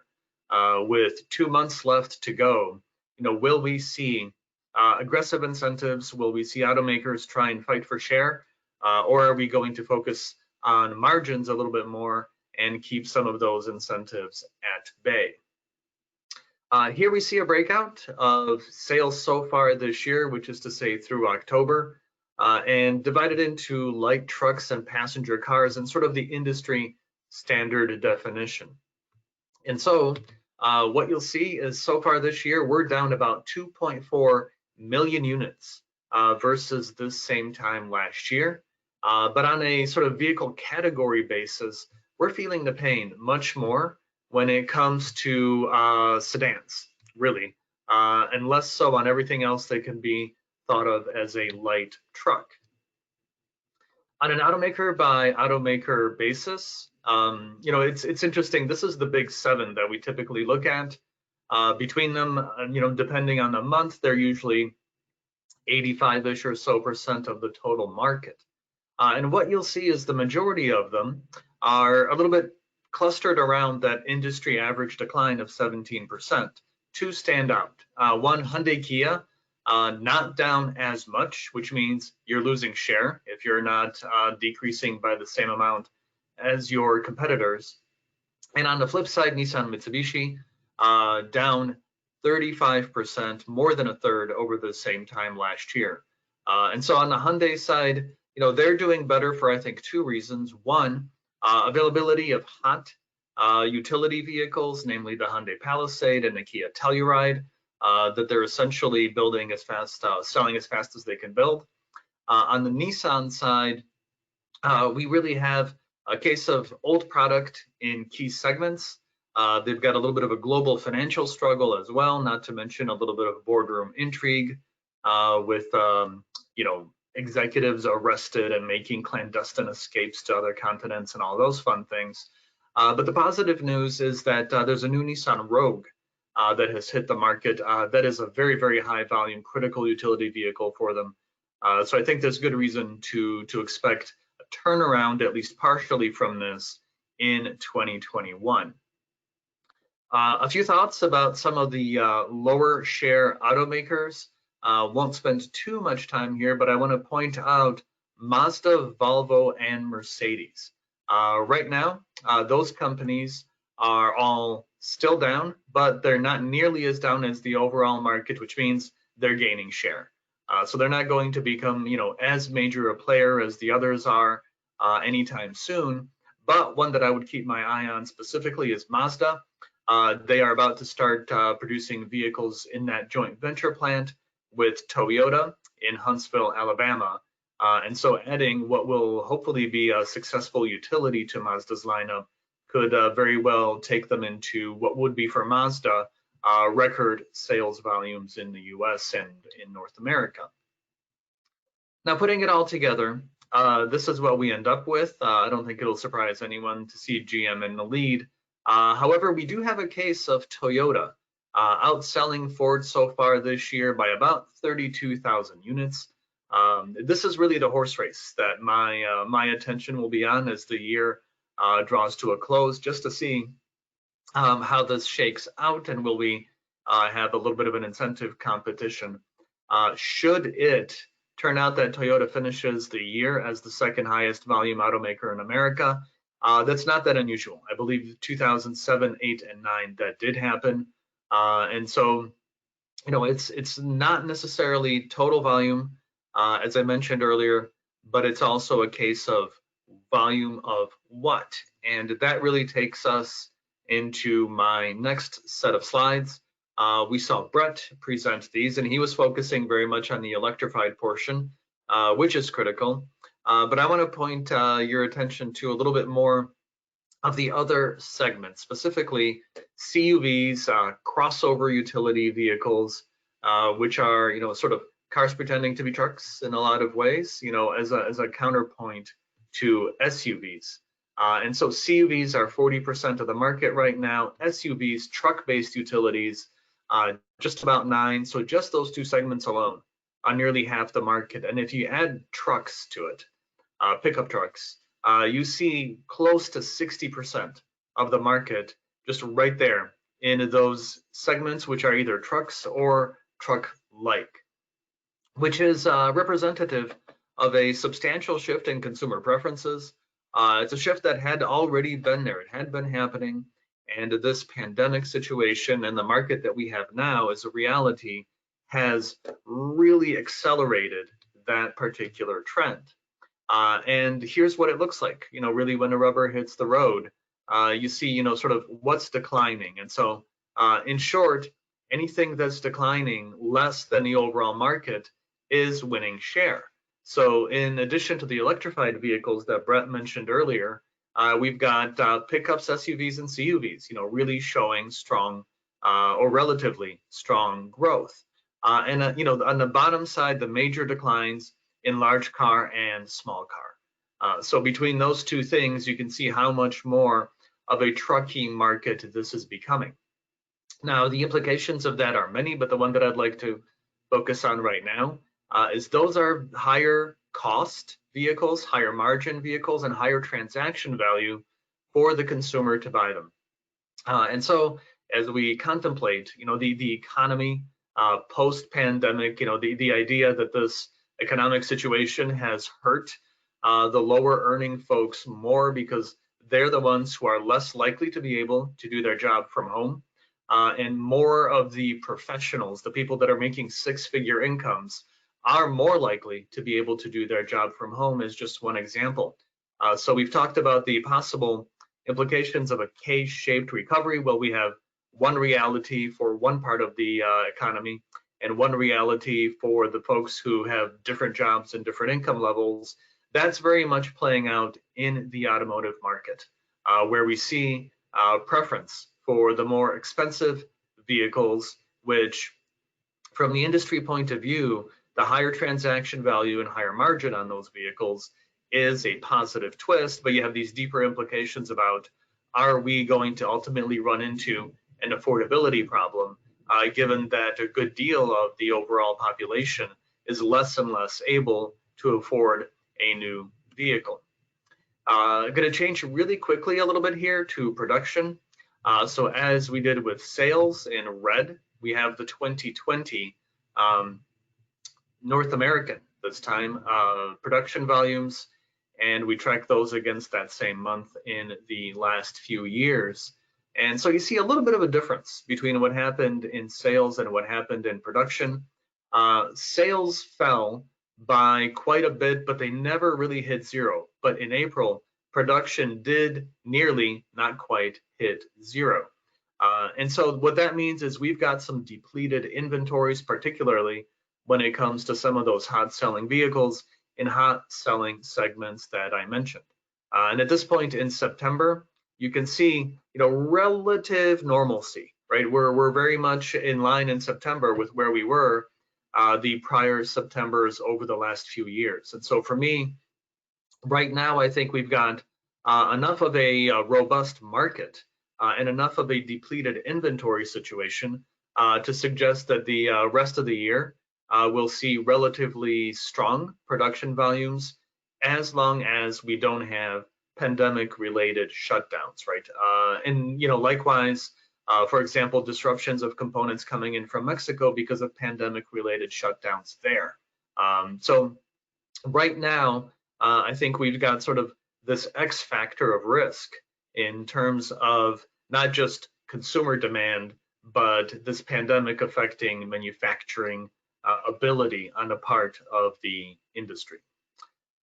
All right, going to change a little bit to investment. I've just got this one slide on that subject, and it is from the Car Book of Deals, which is our proprietary investment database, and really showing to you the sort of era, the chapter that ended in 2019 with sort of that period of growth that started in 2009 after we recovered from the global financial crisis. And during that time, just the automakers, not counting the suppliers, but just the car companies invested in North America about $148 billion. Now, that distribution, between countries, just over 3/4 went into the United States, with the remainder split between Canada and Mexico. But I think also this slide makes it clear that the Great Lakes region, very, very strong performance there with $77 billion. And, frankly, the Mexico number, when I talk about this slide, sometimes surprises folks, because it's not nearly as high as one would expect just based on perception on the headlines. And it's true that Mexico has gotten a lot of positive headlines for new plant announcements over the last few years. But this industry is so capital intensive that so much of the money goes into reinvestment that I think it's possible for those numbers to look a little bit skewed unless you look at them in totality. And so, in total over this time, Mexico about $25 billion of investment, and the last time a new assembly plant was announced in Mexico was the middle of 2015, which at this point is more than 5 years ago. So I think, naturally, this sort of boom that we'd had going in Mexico is starting to slow down. And, of course, with those plants that have opened up, they have shifted the North American landscape towards Mexico. But again, it's been more than 5 years since a new assembly plant was announced there. And that subject takes me right to our forecasts. And so what we'll do is we'll start with CAR's own forecast of US light vehicle sales. And this is our very, very latest. And what you'll see is we do expect a significant dip in 2020, down to just over 14 million units, from about 17 in 2019, off an all-time peak of 17.5, which happened back in 2016. So as I mentioned, we're in a little bit of a trough already naturally without this pandemic effect. And with the pandemic effect, it just takes a much more drastic shape here on the chart. But we do forecast fairly rapid recovery. And we think that by 2024, 2025, we will be fully recovered and in fact, close to approaching those all-time records that we had back in 2016 when we peaked at 17.5 million units sold. Now, on the production side, I think you'll see quite a similar dynamic, with 2020 really being a very strong dip, but a rapid recovery thereafter. When we talk about recovery thereafter, one note is this doesn't quite get back to 2016 levels. And part of that is, in fact, all of those plants that opened in Mexico. However, we're pretty close. We're not that far from those levels. And again, the positive news here is just how quickly those columns escalate to where we were a year or two ago. And likewise, when we look at this from a North American perspective, you'll also see that rapid recovery whereby the end of next year, we're close to where we were in 2019. One note is we do think that by 2023, 4, 5, we will be back to prior record levels. And the reason that that's different at the North American level than it is at the US level is, again, the new plants that opened in Mexico that will be at full volume production by then. And so it's going to skew the continental numbers a little bit in that regard. So with that, that takes me to the end of my prepared statements. And at this point, I'm not seeing any questions. So just want to give folks 1 second here in case there is a question. And if not, what we're going to be doing is transferring this to our final two speakers, who are going to ask, who are going to address some pretty exciting new things that are happening in Ohio.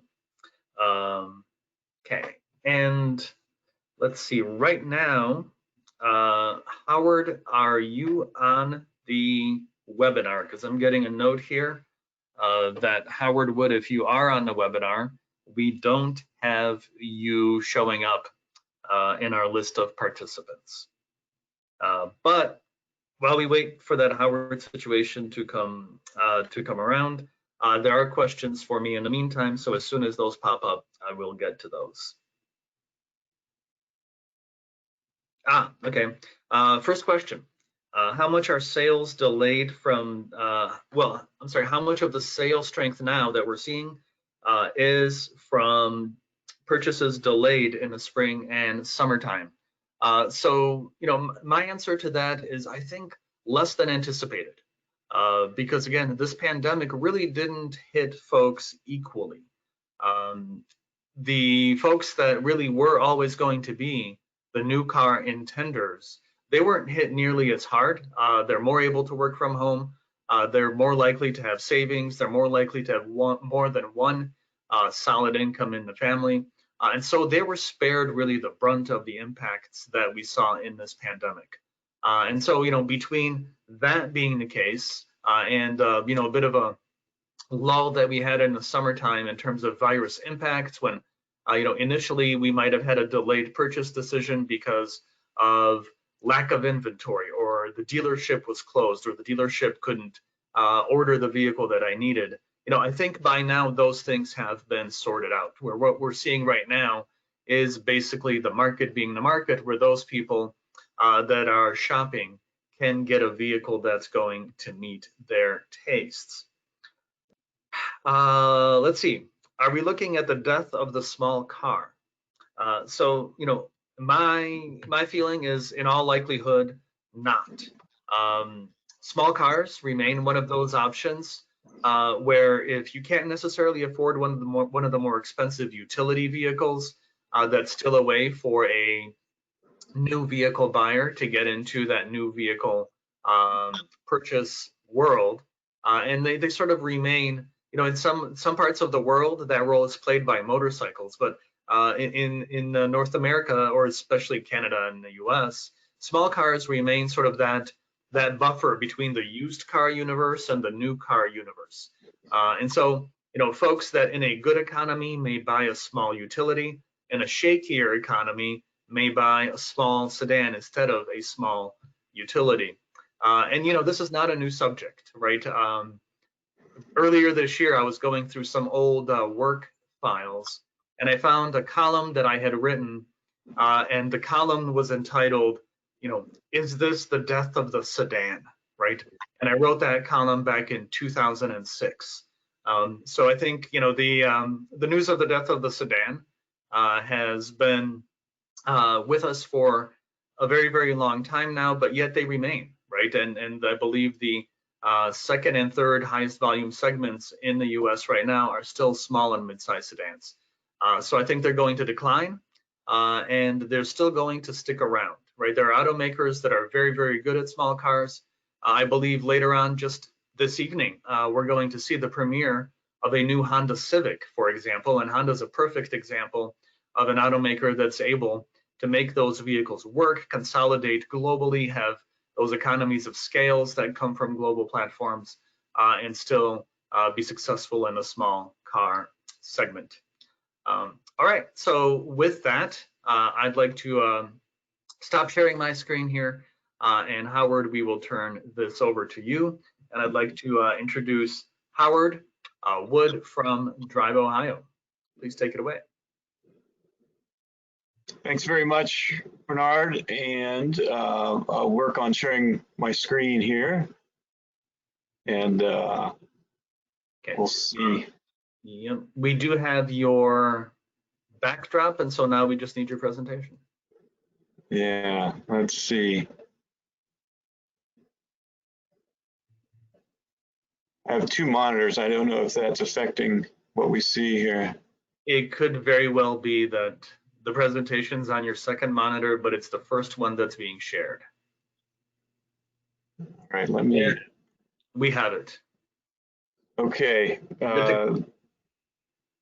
Thank you, Bernard. And I'll just, Bernard, if you could tell me if there's a glitch, just let me know. But looks like we got a good start here.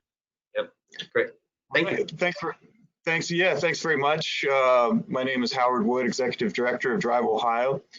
And on behalf of Ohio, really happy to be here and explain some of the exciting projects and programs that we have going on under the DriveOhio and FlyOhio programs.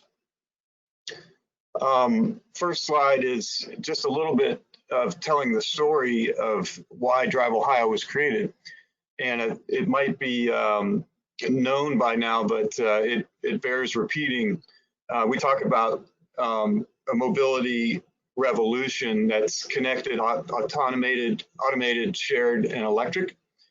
And it's interesting to note that we feel that's really on the ground and in the air, those trends in terms of sensing technologies, telecommunications technologies, and even business models of shared vehicles really equate to both ground vehicles, cars, and in the air with drones. So with those revolutions taking place in technology, DriveOhio was set up to address the issues surrounding it. And this is in the text box on the right. So it's not, I'll make these slides available, and I don't want to be reading every point, but we have a number of policy issues we want to address in terms of what does automated vehicle regulation look like for our roadways, for example? What is the, how do we connect vehicles to infrastructure? So that's definitely a prime interest of ours. What does the insurance ramifications look like? What if we go to a shared vehicle system, or more of a shared vehicle system? Do we have fewer cars per household? Do we have, what's the travel demand impact of that? And electrification was talked about earlier, and we think it's coming. And so we look at the implications of both infrastructure, what's the charging infrastructure look like, but also what happens to the motor fuel tax, which really funds about 80% of our transportation programs. So that's sort of the portfolio of DriveOhio and what we're concerned with. Within Ohio, we have a story that we tell. It's what we call the Ohio Mobility Technology Ecosystem. And that is both the manufacturing base and our history in automotive manufacturing, which is, as most people know here, extensive. We have a world-class research network with our universities and our federal partners in the military, such as the Air Force Research Lab at Wright-Patterson. And we'll talk about some of our projects that we have underway under the DriveOhio programs, but in partnership with telling the story of research and development and job creation and workforce development to take advantage of the technology revolution. So I tend to nest our programs around 4 primary areas, one being the Ohio Autonomous Vehicle Pilot Program. Secondly, a connected, automated, shared and electric research and development activities. We have several projects underway there. The Ohio Unmanned Aerial Systems Center, which is our drone program, for lack of a better word, but it's really goes beyond drones. That's what we're going to hear today. And our economic and workforce development program. So first up is the Ohio Autonomous Vehicle Pilot Program. This was created under an executive order from Governor Kasich, I think in 2018, a couple of years ago now. And so we have a few projects to highlight under automated vehicle testing in Ohio. The first bullet point is the Smart Belt Coalition. That's between Pennsylvania, Ohio, Ohio Turnpike, and Michigan. And the graphic on the lower right is just, I think, 2 weeks ago when a company called Locomation did a pilot truck platooning demonstration across the Ohio Turnpike from Pennsylvania to Detroit. So successful pilot for that company. Secondly, there's a use case around automated vehicle shuttles, and we have assisted in rolling those out with Smart Columbus, and there was 2 deployments with Smart Columbus. Pictured there is May Mobility, and again, these are test vehicles that require some exemptions from NHTSA, and so we're anxiously monitoring and trying to help the market come along for this particular use case, because there's a lot of interest in AV shuttles.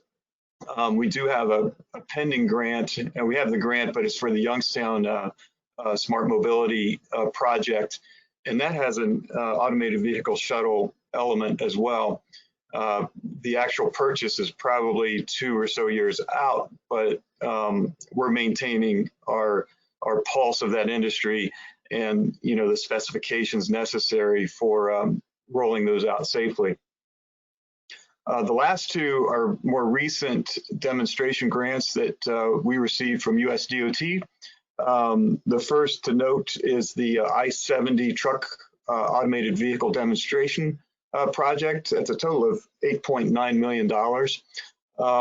The graphical map in the upper right shows some of the partners and the routes. It's basically looking at automated trucking platooning, and also level 3 and level 4 technology to roll out trucks on a demonstration basis between Columbus and Indianapolis on I-70. So that grant was announced, I believe it was June 2020, so just getting underway with some federal agreements and agreements with our partners. But that's going to be a very exciting demonstration and support of the Ohio logistics industry that's important to the state. And similarly, we have a demonstration project in Southeast Ohio where our goal is to test automated vehicle level 2 and level 3 in a rural environment. So where it's not an interstate road, it's more 2-lane road and county and maybe even township road, and get test results and see how automated technology does in those environments.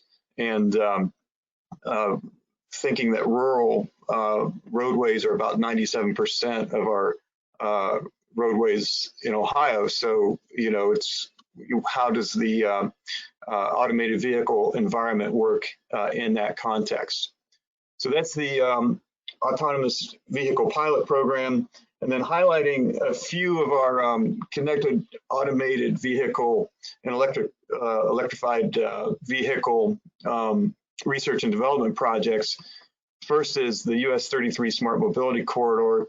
I'll have another slide on that in a minute, but it includes at both ends, kind of bookending Smart Marysville and Smart Dublin, in an overall program that's fairly unique in the country for testing connected vehicles.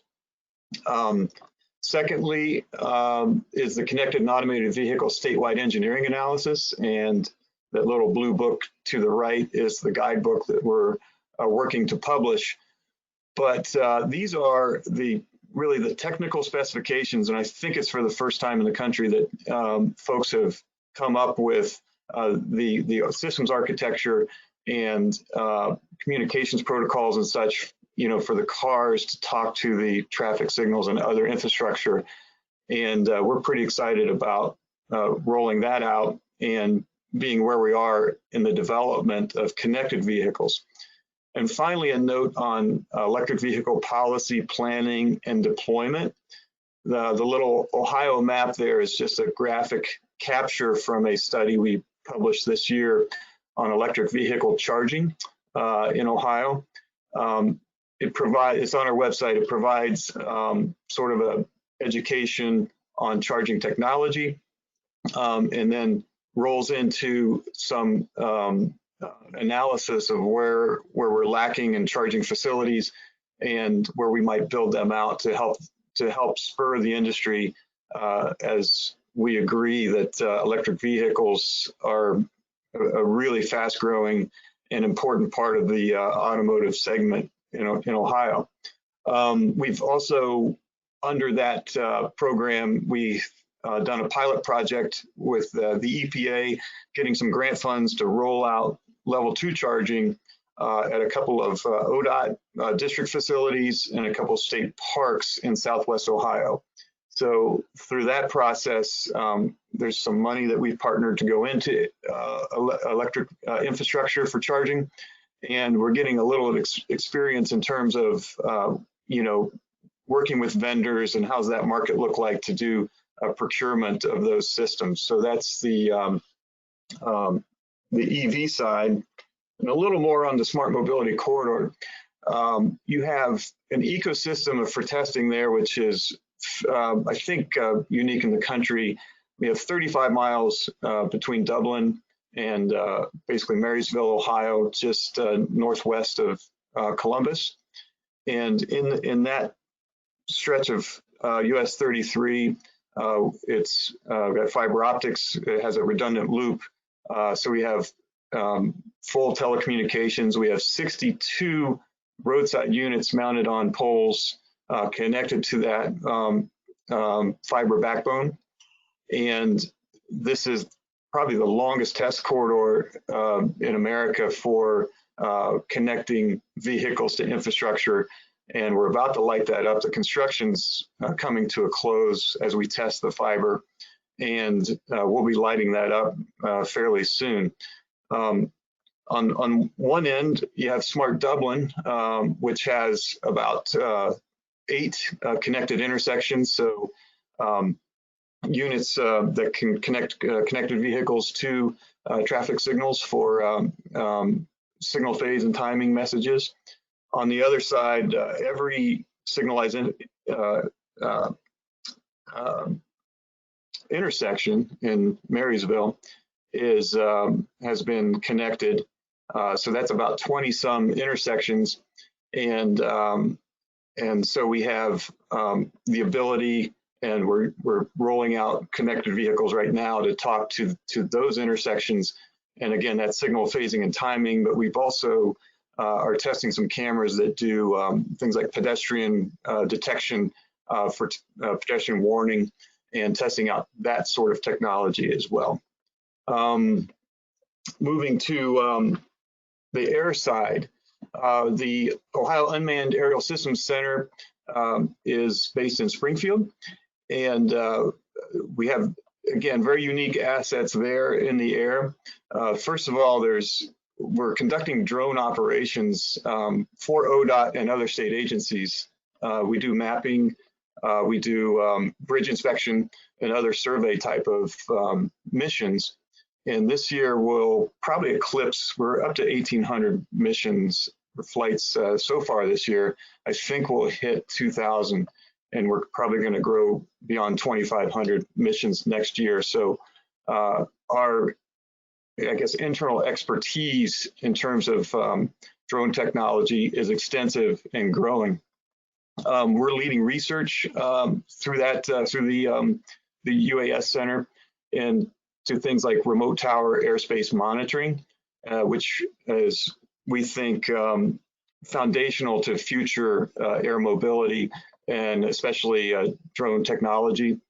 The vehicle you see in the blue vehicle there is our SkyVision airspace monitoring services.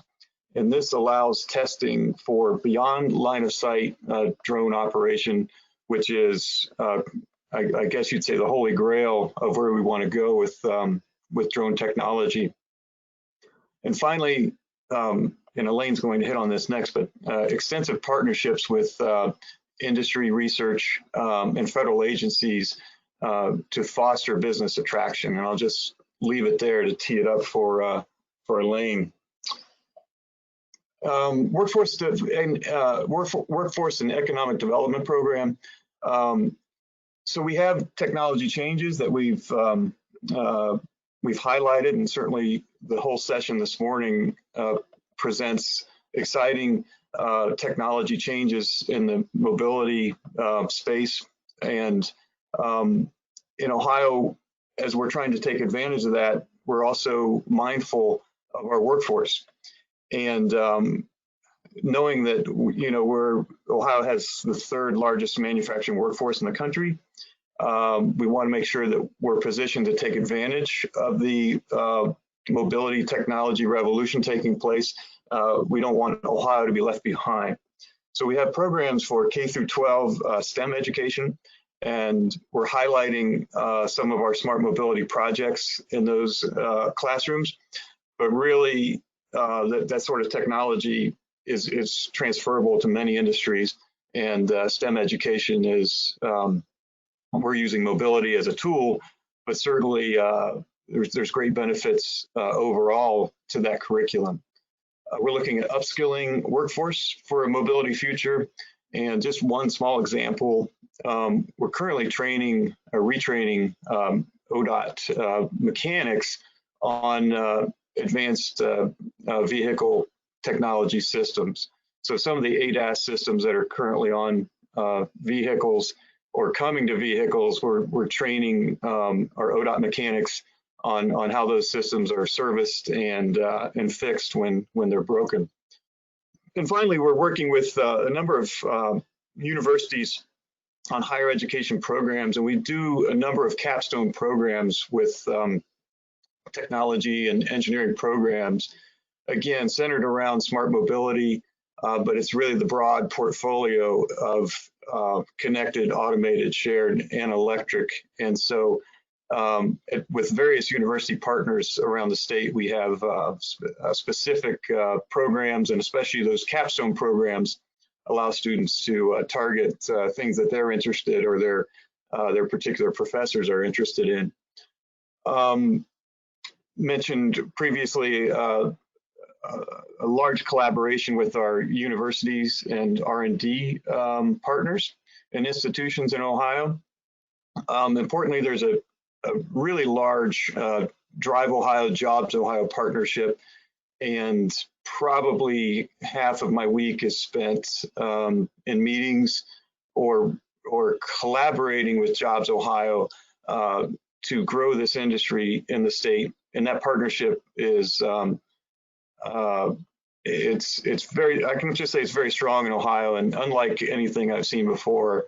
I've worked for ODOT in my past 16 years, and a lot of that was just planning transportation infrastructure.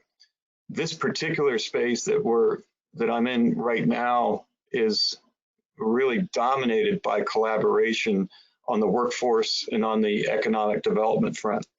And so it's a fun part of the job, and it really shows the emphasis of the Ohio partnership. And we talk a little bit about part of that is JobsOhio and DriveOhio as a funnel or an intake for companies looking to test and deploy smart mobility technologies in Ohio. So we want to bring them in, and we want to foster them and grow them in the state. Here's some of the just a short graphic on the assets we have, and I think I touched on this already. Our strategy of design, test, and deploy. But we have world-class talent in Ohio, world-class universities, and federal/military partnerships and institutions. I mentioned the Air Force Research Lab, but we have NASA at Glenn Research Center, and the Ohio Federal Research Network. We collaborate on a weekly basis, weekly calls, and sometimes more than weekly, on projects and programs that are designed to foster that this mobility revolution in Ohio. So it's really quite a story, and we have a number of successes to share. This is just one example before I hand it back to Bernard, but we recently had a company called Telegrid, and they're in New Jersey, and they want to test package delivery with drones, which is one of the many use cases for drones in Ohio. And they didn't have airspace in New Jersey to do such testing. Again, we're talking about beyond line of sight aviation operations for drones. So they came here with our Sky Vision assets, and were highly impressed and gave us a quote that you pay money for quotes like these, but they were very impressed with our, again, it's the ecosystem and the partnership that we bring to bear on developing smart mobility in Ohio. And she said they do everything, move heaven and earth to get drones in the commercial space, and having aerospace in our blood. So with that, I think that's my last slide. We're going to turn it back to Bernard, and I know Elaine's coming next, and Elaine personifies having aerospace in her blood. But with that, I'll end it, and my contacts here, and I'll make the presentation available through the center. So thank you.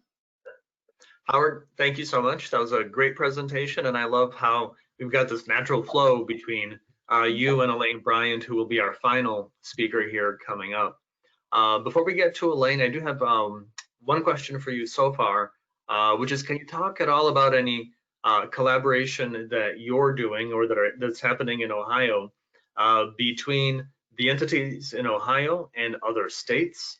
Or is there anything also happening with Canada? Great question. Not too much with Canada, but we're involved in several collaborations with other states. There's an automated vehicle pilot initiative through NHTSA, and NHTSA selected, I would call it a handful of states that they consider to be leaders in automated vehicle testing. And so that is one example of I guess, interstate or multi-state collaboration, and that's in the area of automated vehicle testing and policy harmonization between states, which is a key subject of concern. And then there's another multi-state partnership. It's called Partners for Automated Vehicle Education. And again, this is on the workforce side of, how do we educate the public on automated vehicles? And I know AAA is interested in this, and it's a matter of getting consumers comfortable with the technology such that they'll be accepting when these technologies are deployed on the vehicle. as it's just becoming more and more common to have some driver assist moving towards full automation. And the program called Partners for Automated Vehicle Education is another collaboration in that vein. Okay. No, thanks very much. It looks like there's really ample opportunity for a collaborative approach on this subject. We've got someone from our audience who thought you could weigh in on a question that was asked earlier, which is how does the industry deal with integrating EVs into the stream for roadway maintenance, and the fact that they will purchase fewer and eventually no gasoline? Well, that speaks to our revenue sources, and so there's two answers. One is just to be monitoring the industry and aware of it, and so we have again through our website we get monthly updates on electric vehicle sales in Ohio. So as you put that up on the screen, and I can tell you Ohio is 0.68% EV sales through this year. Small, but growing and of interest. So one of the things we've done is, well, two things we've done, but one is we put a $200 annual fee on electric vehicle sales, and that is calibrated to about what a gasoline vehicle pays for in fuel tax a year. So that is a little bit of a makeup for lost gas tax as we progress down that path of development. And secondly, we are looking at other forms of a mileage-based user fee and conducting research in that area. So certainly with connected and automated vehicle technology, we'll have a very precise way to know exactly where a car has driven, how many miles, what jurisdiction, and there's a lot of interesting ways to derive revenue and allocate it to the right road system through connected vehicle technology. Got it. No, thank you. No, it's clearly a globally faced question right now. So I'm sure we're going to have a variety of approaches, and then hopefully places from which we can learn some lessons to apply. And then Howard, the final question is, can you talk a bit about any latest developments in truck platooning? Just as one example, a few years ago, I spoke at a railroad related conference, and in certain parts of the economy, it's something that's seen as a concern. In other parts of the economy, it's seen as a very valuable thing. So can you tell us how far away are we, and who's really leading that charge right now? Well, there's several companies, and the one that we're closest with is, I had the graphic on Locomation, and they sort of come out of the Pittsburgh Carnegie Mellon ecosystem there. But they're really interested in Ohio as a test environment for their technology, and that's who did the demonstration a few weeks ago on the Turnpike. So it's, I see it as a niche that's intriguing, and what I don't know is the technology is under development and even maturing. What I can't determine or forecast is the industry acceptance. Does it matter enough to trucking companies or the commercial vehicle space to do platooning of 2 or 3 vehicles? I haven't heard that definitively one way or another. And we do know of other automated truck testing in the Arizona I-10 corridor that does not rely on truck platooning. So just like we talk about consumer preference in the light duty vehicle sector, we're going to have to see what the commercial vehicle preference is, or the trucking company and carrier preference. And to me, the jury's out on that question. Got it. Okay. No, thanks very much. And with that, thank you very much for building into the end of your presentation, a bit of a smooth transition to our next speaker, who's going to be Elaine Bryant. And Elaine's really going to sort of connect the evolving mobility ecosystem from not just vehicles that go on the ground to vehicles that go off the ground. So with that, Elaine, why don't we bring you up, please? If you could unmute and turn on your camera, and we're ready for you to take the stage.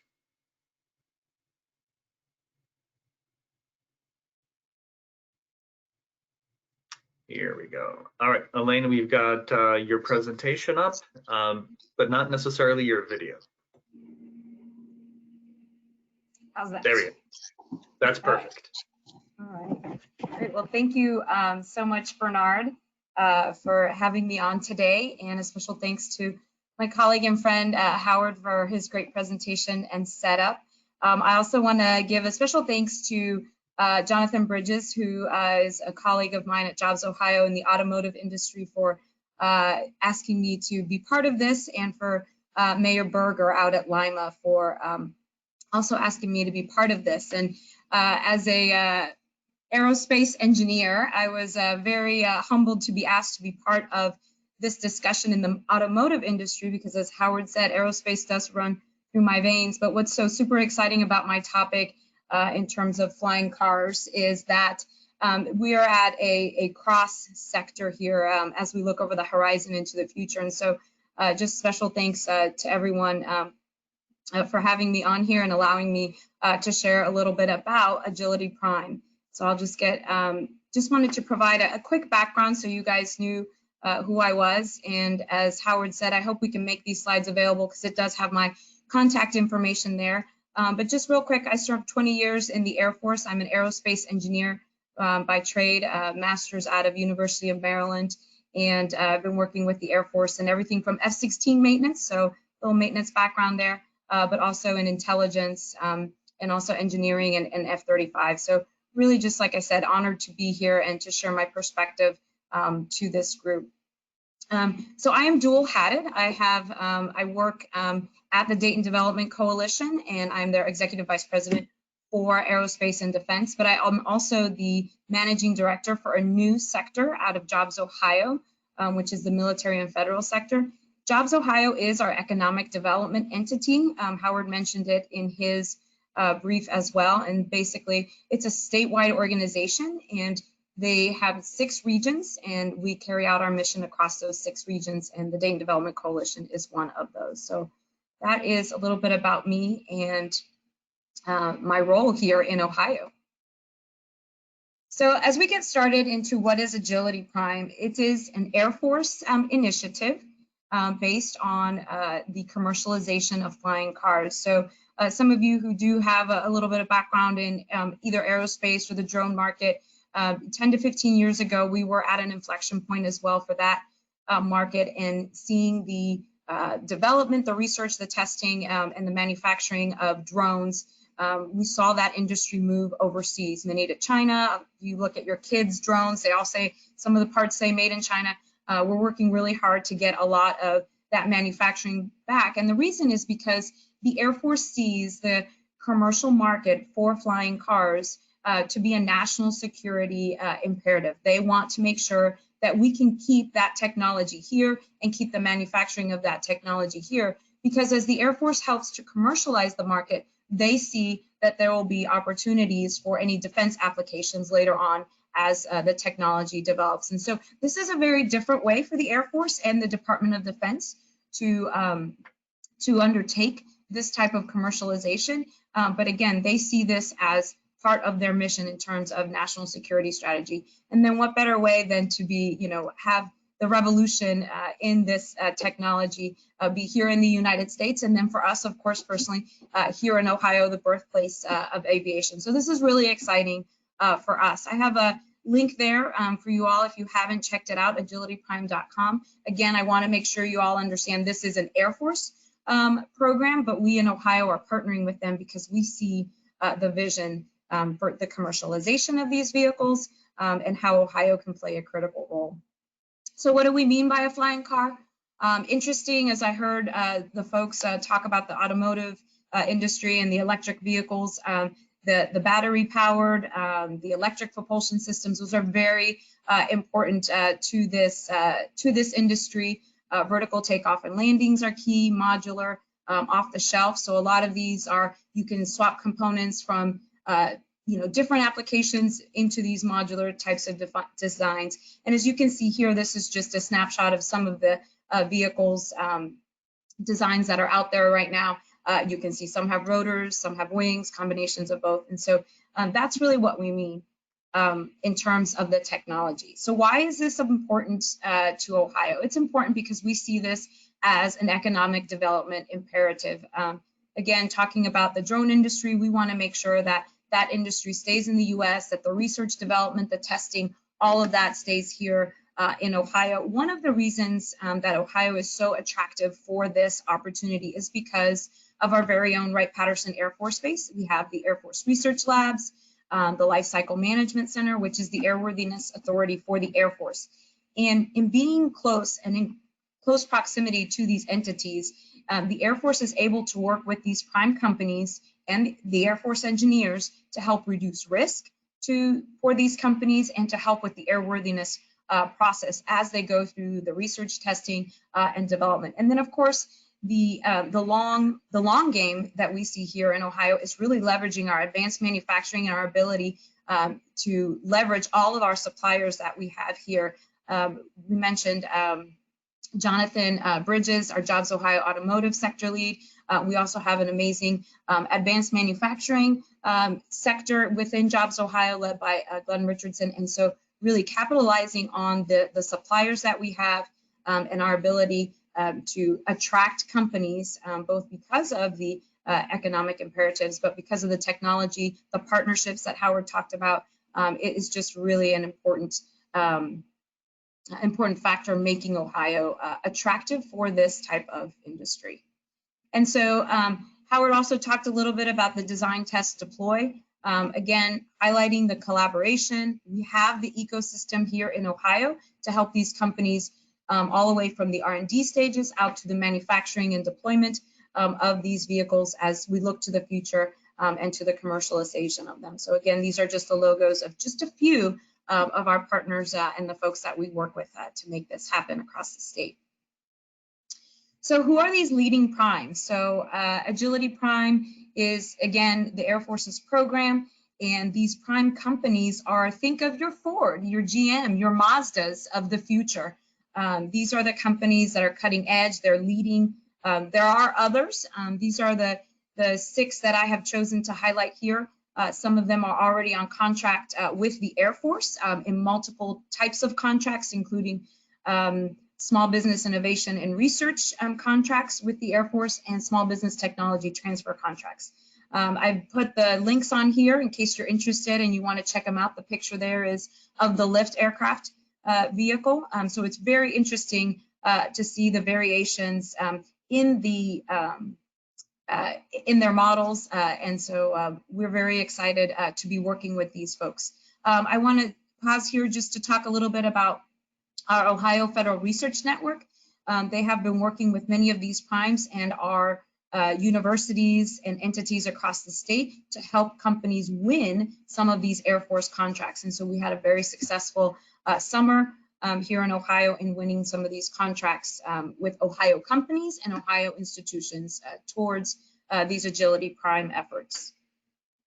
So here are some of the business models. These are the markets that these companies are targeting. Some of them are medical, everything from not just patient movement, but instead of moving the patient like a helicopter does, the care flight that we have here in the Dayton region, maybe we can move the doctors. Maybe a doctor can hop in one of these and get to a hospital quicker from Dayton up to Cleveland, however that may work. Obviously, personal vehicles is a consideration, getting to work, changing the traffic patterns, those types of things. And then transportation, so rideshare, Uber, things like that. And then, of course, right now, as Howard mentioned, there were some of the work that we're doing with the drones. He mentioned telegrid, package delivery is something that obviously is very important. We know larger companies like Amazon as well is looking at those things. But these are the types of markets. And then, of course, keeping in mind these commercial markets also are at the forefront. but we know that the military is also interested in some of these vehicles as the technology evolves and it becomes commercialized. So some of the models, design, build, and fly them. Some of them want to contract some of the manufacturing out, some of them want to scale. So there's different types of models depending on the companies they're wanting to look at. Some of them are already flying because they simply fall under ultralight certifications. Others are looking for FAA certification. And as I mentioned earlier, the Air Force airworthiness certification is what's used to certify military aircraft. And so we're looking, the Air Force is looking to partner with some of these companies to employ some of those techniques to see if we can't get some testing done for these vehicles as we move forward. And then in terms of their funding, some of these companies are backed by very large organizations. Some have partnered with some top names like Uber and others. I won't mention too many, but there's everything from that type of funding to privately funding, and then there's others that are looking forward to be part of the open market as well. So these companies all have different technology needs depending on their models, depending on where they are. You can see there, I've already mentioned airworthiness, pilot training. So Howard talked a little bit about workforce and the economy in terms of, how do we make sure we have a pipeline of the right folks? Now we're talking about more pilots. And given, again, I know the automotive industry, we heard the hit that it has taken, but the aerospace industry has taken a big hit in terms of obviously the airlines and pilots. So this could be the advent of a different type of workforce demand for those pilots for these vehicles, depending on if they're 1 or 2 passenger vehicles used in the Agility Prime. Icing sensors is very important, especially if we're talking automated, some of these vehicles being automated. So just things to consider there. Airspace integration. So now we're talking traffic patterns. How do we deconflict, traffic management? And so we're looking forward to working together with our folks on the ground as well as those autonomous capabilities develop there. And again, you can see many other examples there, wing optimization, weatherproofing. It's not on here, but I mean, maintenance consideration. How, if you have an accident in one of your flying cars, how do you go to a maintenance place, get it repaired, and know that it is still airworthy? Those types of things. And then the last one I'll highlight is the battery development. So as we cross industries here with the automotive sector, we know that battery, that electric battery development is super important. And here, we're definitely concerned with size. I mean, that is really one of the main driving factors. So you have the size, you have range, you have charging, things like that. So some similar correlation there to what we're talking about in the automotive industry for the electric vehicles. So the challenges. So with all of those technology needs, we're definitely pushing the envelope. So sometimes I still think it's difficult to believe that I'm even here talking to you about flying cars and that this is on the horizon. But these companies are moving full steam ahead. What Agility Prime has done is given them a little extra, throttle. It's given them a little bit more fire under their bellies and incentives to move faster than maybe they were already moving. So we're definitely pushing the edge. Again, the airworthiness and certification, public acceptance. So we could get the best flying cars in the world, they could be safe, everything could be ready to go. But if we don't have public acceptance of this, industry acceptance of it, then that's a huge barrier that will need to be addressed. Similar to that is legislation, both at the state, local, national levels. What type of legislation will be needed for these vehicles? Are you going to register them like your car? Are you going to have, will you get a ticket if you're speeding? What are speed limits? What do the highways look like? All those types of things are getting, are national things that we as a nation will have to work through. And then for us here in Ohio is, well, we're just excited to get the word out about our capabilities, our resources and advantage. And you heard Howard talk about all the amazing programs that we have that he's running as DriveOhio, FlyOhio. And it just really is an amazing set of capabilities and resources. Some of the things that we have done,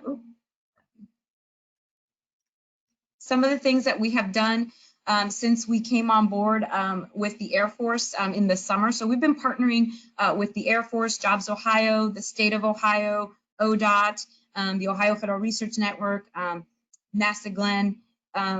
NASA is also part of the Agility Prime effort with the Air Force. It's coming out of NASA Ames.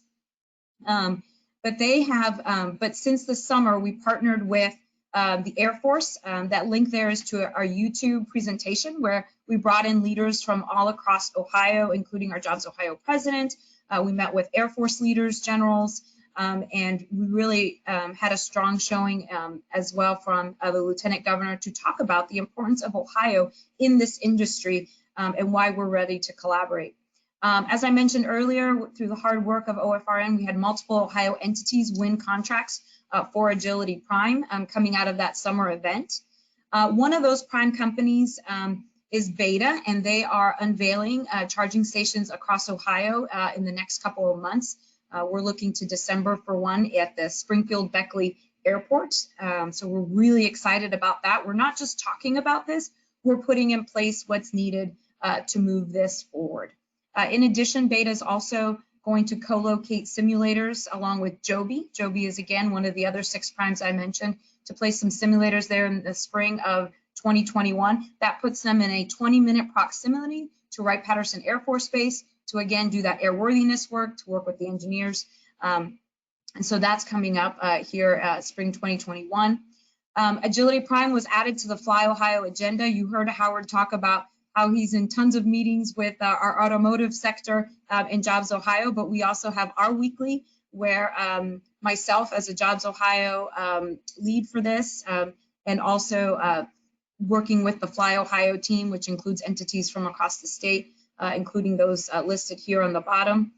We also have a statewide strategic Agility Prime effort where Mr. Joe Zeese, retired Colonel Joe Zeese from the Office of the Governor, OFRN, NASA, again, Howard is part of that group, and it's more of a strategic group, smaller group. We meet about every 2 to 3 weeks to discuss how we're moving forward. So those things are done. Again, mentioning that great collaboration between ODOT and JobsOhio, we have a cross-sector advanced mobility marketing campaign.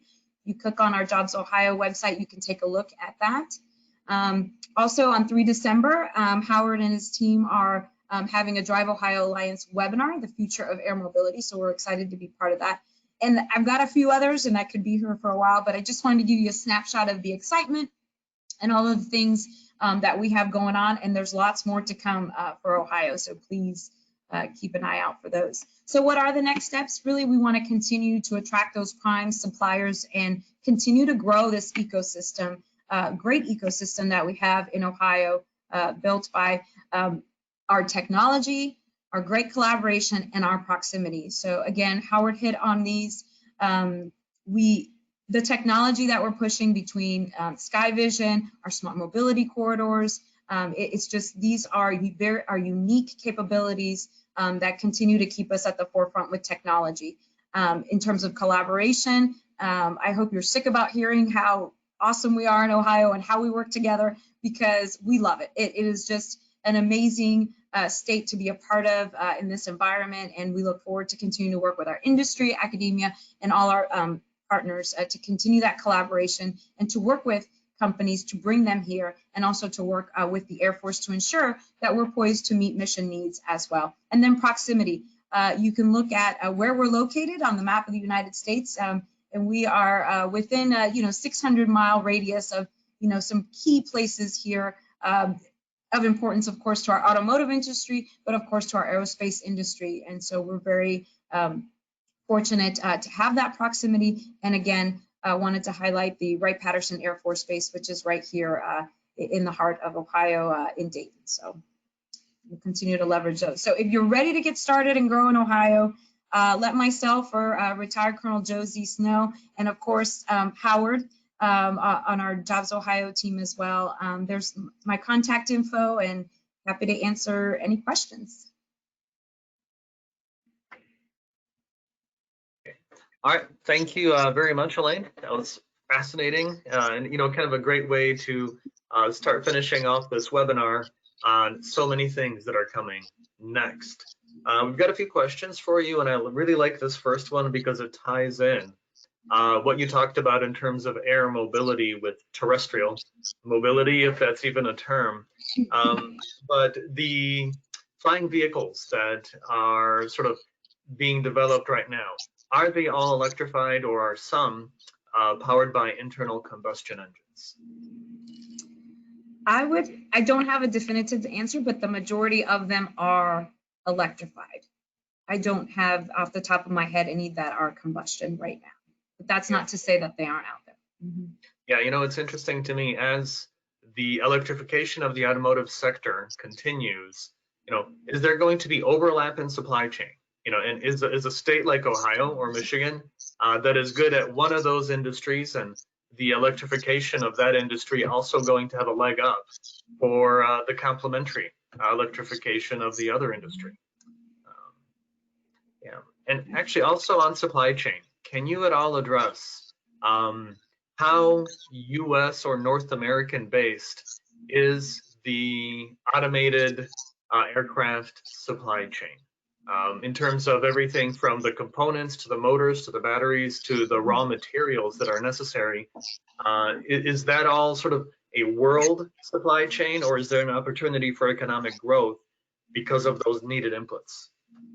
That's a great question, Bernard. And so piggybacking on the Air Force's national security imperative is that we keep not just the manufacturing of the prime vehicles or the actual platform themselves in the United States, but also the sourcing of those suppliers, the materials, and all of those things that are needed to produce them. And so there is a big push to ensure that these vehicles are 100% US made, or as close to it as possible. And so it's obviously these companies can source and use whatever they need to, but in order to work with the Air Force, that's what the Air Force is pushing for in order to keep that industry base here. So yes, I do see an opportunity to grow and also an overlap in some of the US suppliers that we have in that automotive industry. Got it. Thank you. Thank you. And I also wanted to throw a version of a question to you that we talked about with Howard, which is, how about collaboration with other states and Canada? Are there any of those opportunities in your particular universe? We are always open for collaboration and working for others. This is a fairly new industry in terms of flying cars. And I will say that we've been working with definitely the 6 primes that you saw on those previous charts, and just to try and get a feel for what, because none of those primes are located here in Ohio. But to get a feel for what they're experiencing in their own states in terms of support, whether it be through the suppliers, the manufacturing, government, economic development entities. And some of them are not seeing them. I will say California, especially LA, is very keen on moving this forward because of their high traffic problem and congestion with cars and those types of things. So they're seeing some of those things, but other than a few calls that we've had, with some entities in California, we don't have specific ties. So if there is anyone that would like to connect, we would be happy to do that. Got it. Thank you. Thank you. And then maybe we should wrap up on a question which kind of takes us full circle on this webinar, because it deals with some of the post-election environment and questions. And that is, can you please talk a little bit about the Space Force initiative? And is there any connection to your work and Space Force? And, also, is that likely to change under a potential Biden administration? Wow. So that's a whole loaded, lots of question there. But I love it. You got me. If you thought I was excited about flying cars, I'm excited about space as well. So as the girl who was going to be that first Puerto Rican on the moon, anything to do with it gets me excited. But I will say that we here in Ohio are super excited to support the mission of the Department of the Air Force and the U.S. Space Force. So as you all know, the new U.S. Space Force still falls under the Department of the Air Force. So now there's 2 services under that Department of the Air Force. And so we're excited to continue to work with the Air Force and now the Space Force. Having worked in intelligence, I understand, the imperatives in why space is important, not just on the commercial front, because I'm super excited about everything Ohio has going on with NASA, but also on the defense side. The service is young, but the service has a purpose and it is driven. And I think that it will continue to thrive. And we will just, and that's just Elaine Bryant's opinion. That's not attributed to anybody that I work for. And so I'm excited to see what that holds. In terms of Ohio, we did put in a bid to host the U.S. Space Command. So the Space Force is the service. The U.S. Space Command is where the operations, the war fighting, if you will, operations of the space entity take place. And that's a 1,400 headquarters that's currently located in Colorado Springs. And we would love to host that here in the state of Ohio. Our governor sent a note to the president endorsing that. And so we would love to host them here. We think there's lots of opportunity in that space realm. So when you've been in the military, you hear about all the domains, land, sea, air, cyber is another domain. Now we have space. These are all interconnected, right? When you talk about one, or when you talk about, defending our country, you have to have a clear picture of all those domains and in that integration. And I think that as we move forward, with the Space Force and see how Ohio can support, whether it is in the defense or on the commercial side, working with NASA, we start to see parallels in terms of when we think of advanced mobility in our country, right? It's not just those electric cars and automated cars, self-driving cars, and it's not just drones. It is a connected ecosystem where both of those domains have to work together to keep our country moving and moving forward in the way that the public wants it to. And so we're excited here in Ohio to support on all those fronts, and look forward to working with those that want to work with us. So, excellent, Elaine. Thank you very much. That was fascinating, and I think the perfect way to cap off one very, very cool webinar. So we appreciate that. Thank you, Bernard. Thank you.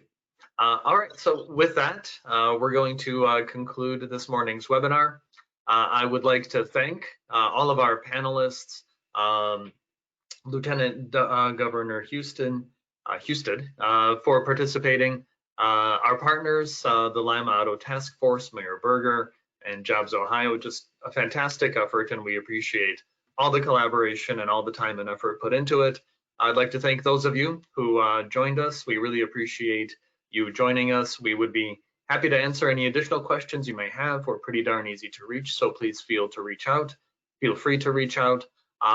Likewise, if we can be of support in any way, Kyle would like to be there for you, so please don't hesitate to get a hold of us. So with that, I'd like to conclude today's webinar. Once again, my thank you to everyone, and have a great rest of your day. Thank you.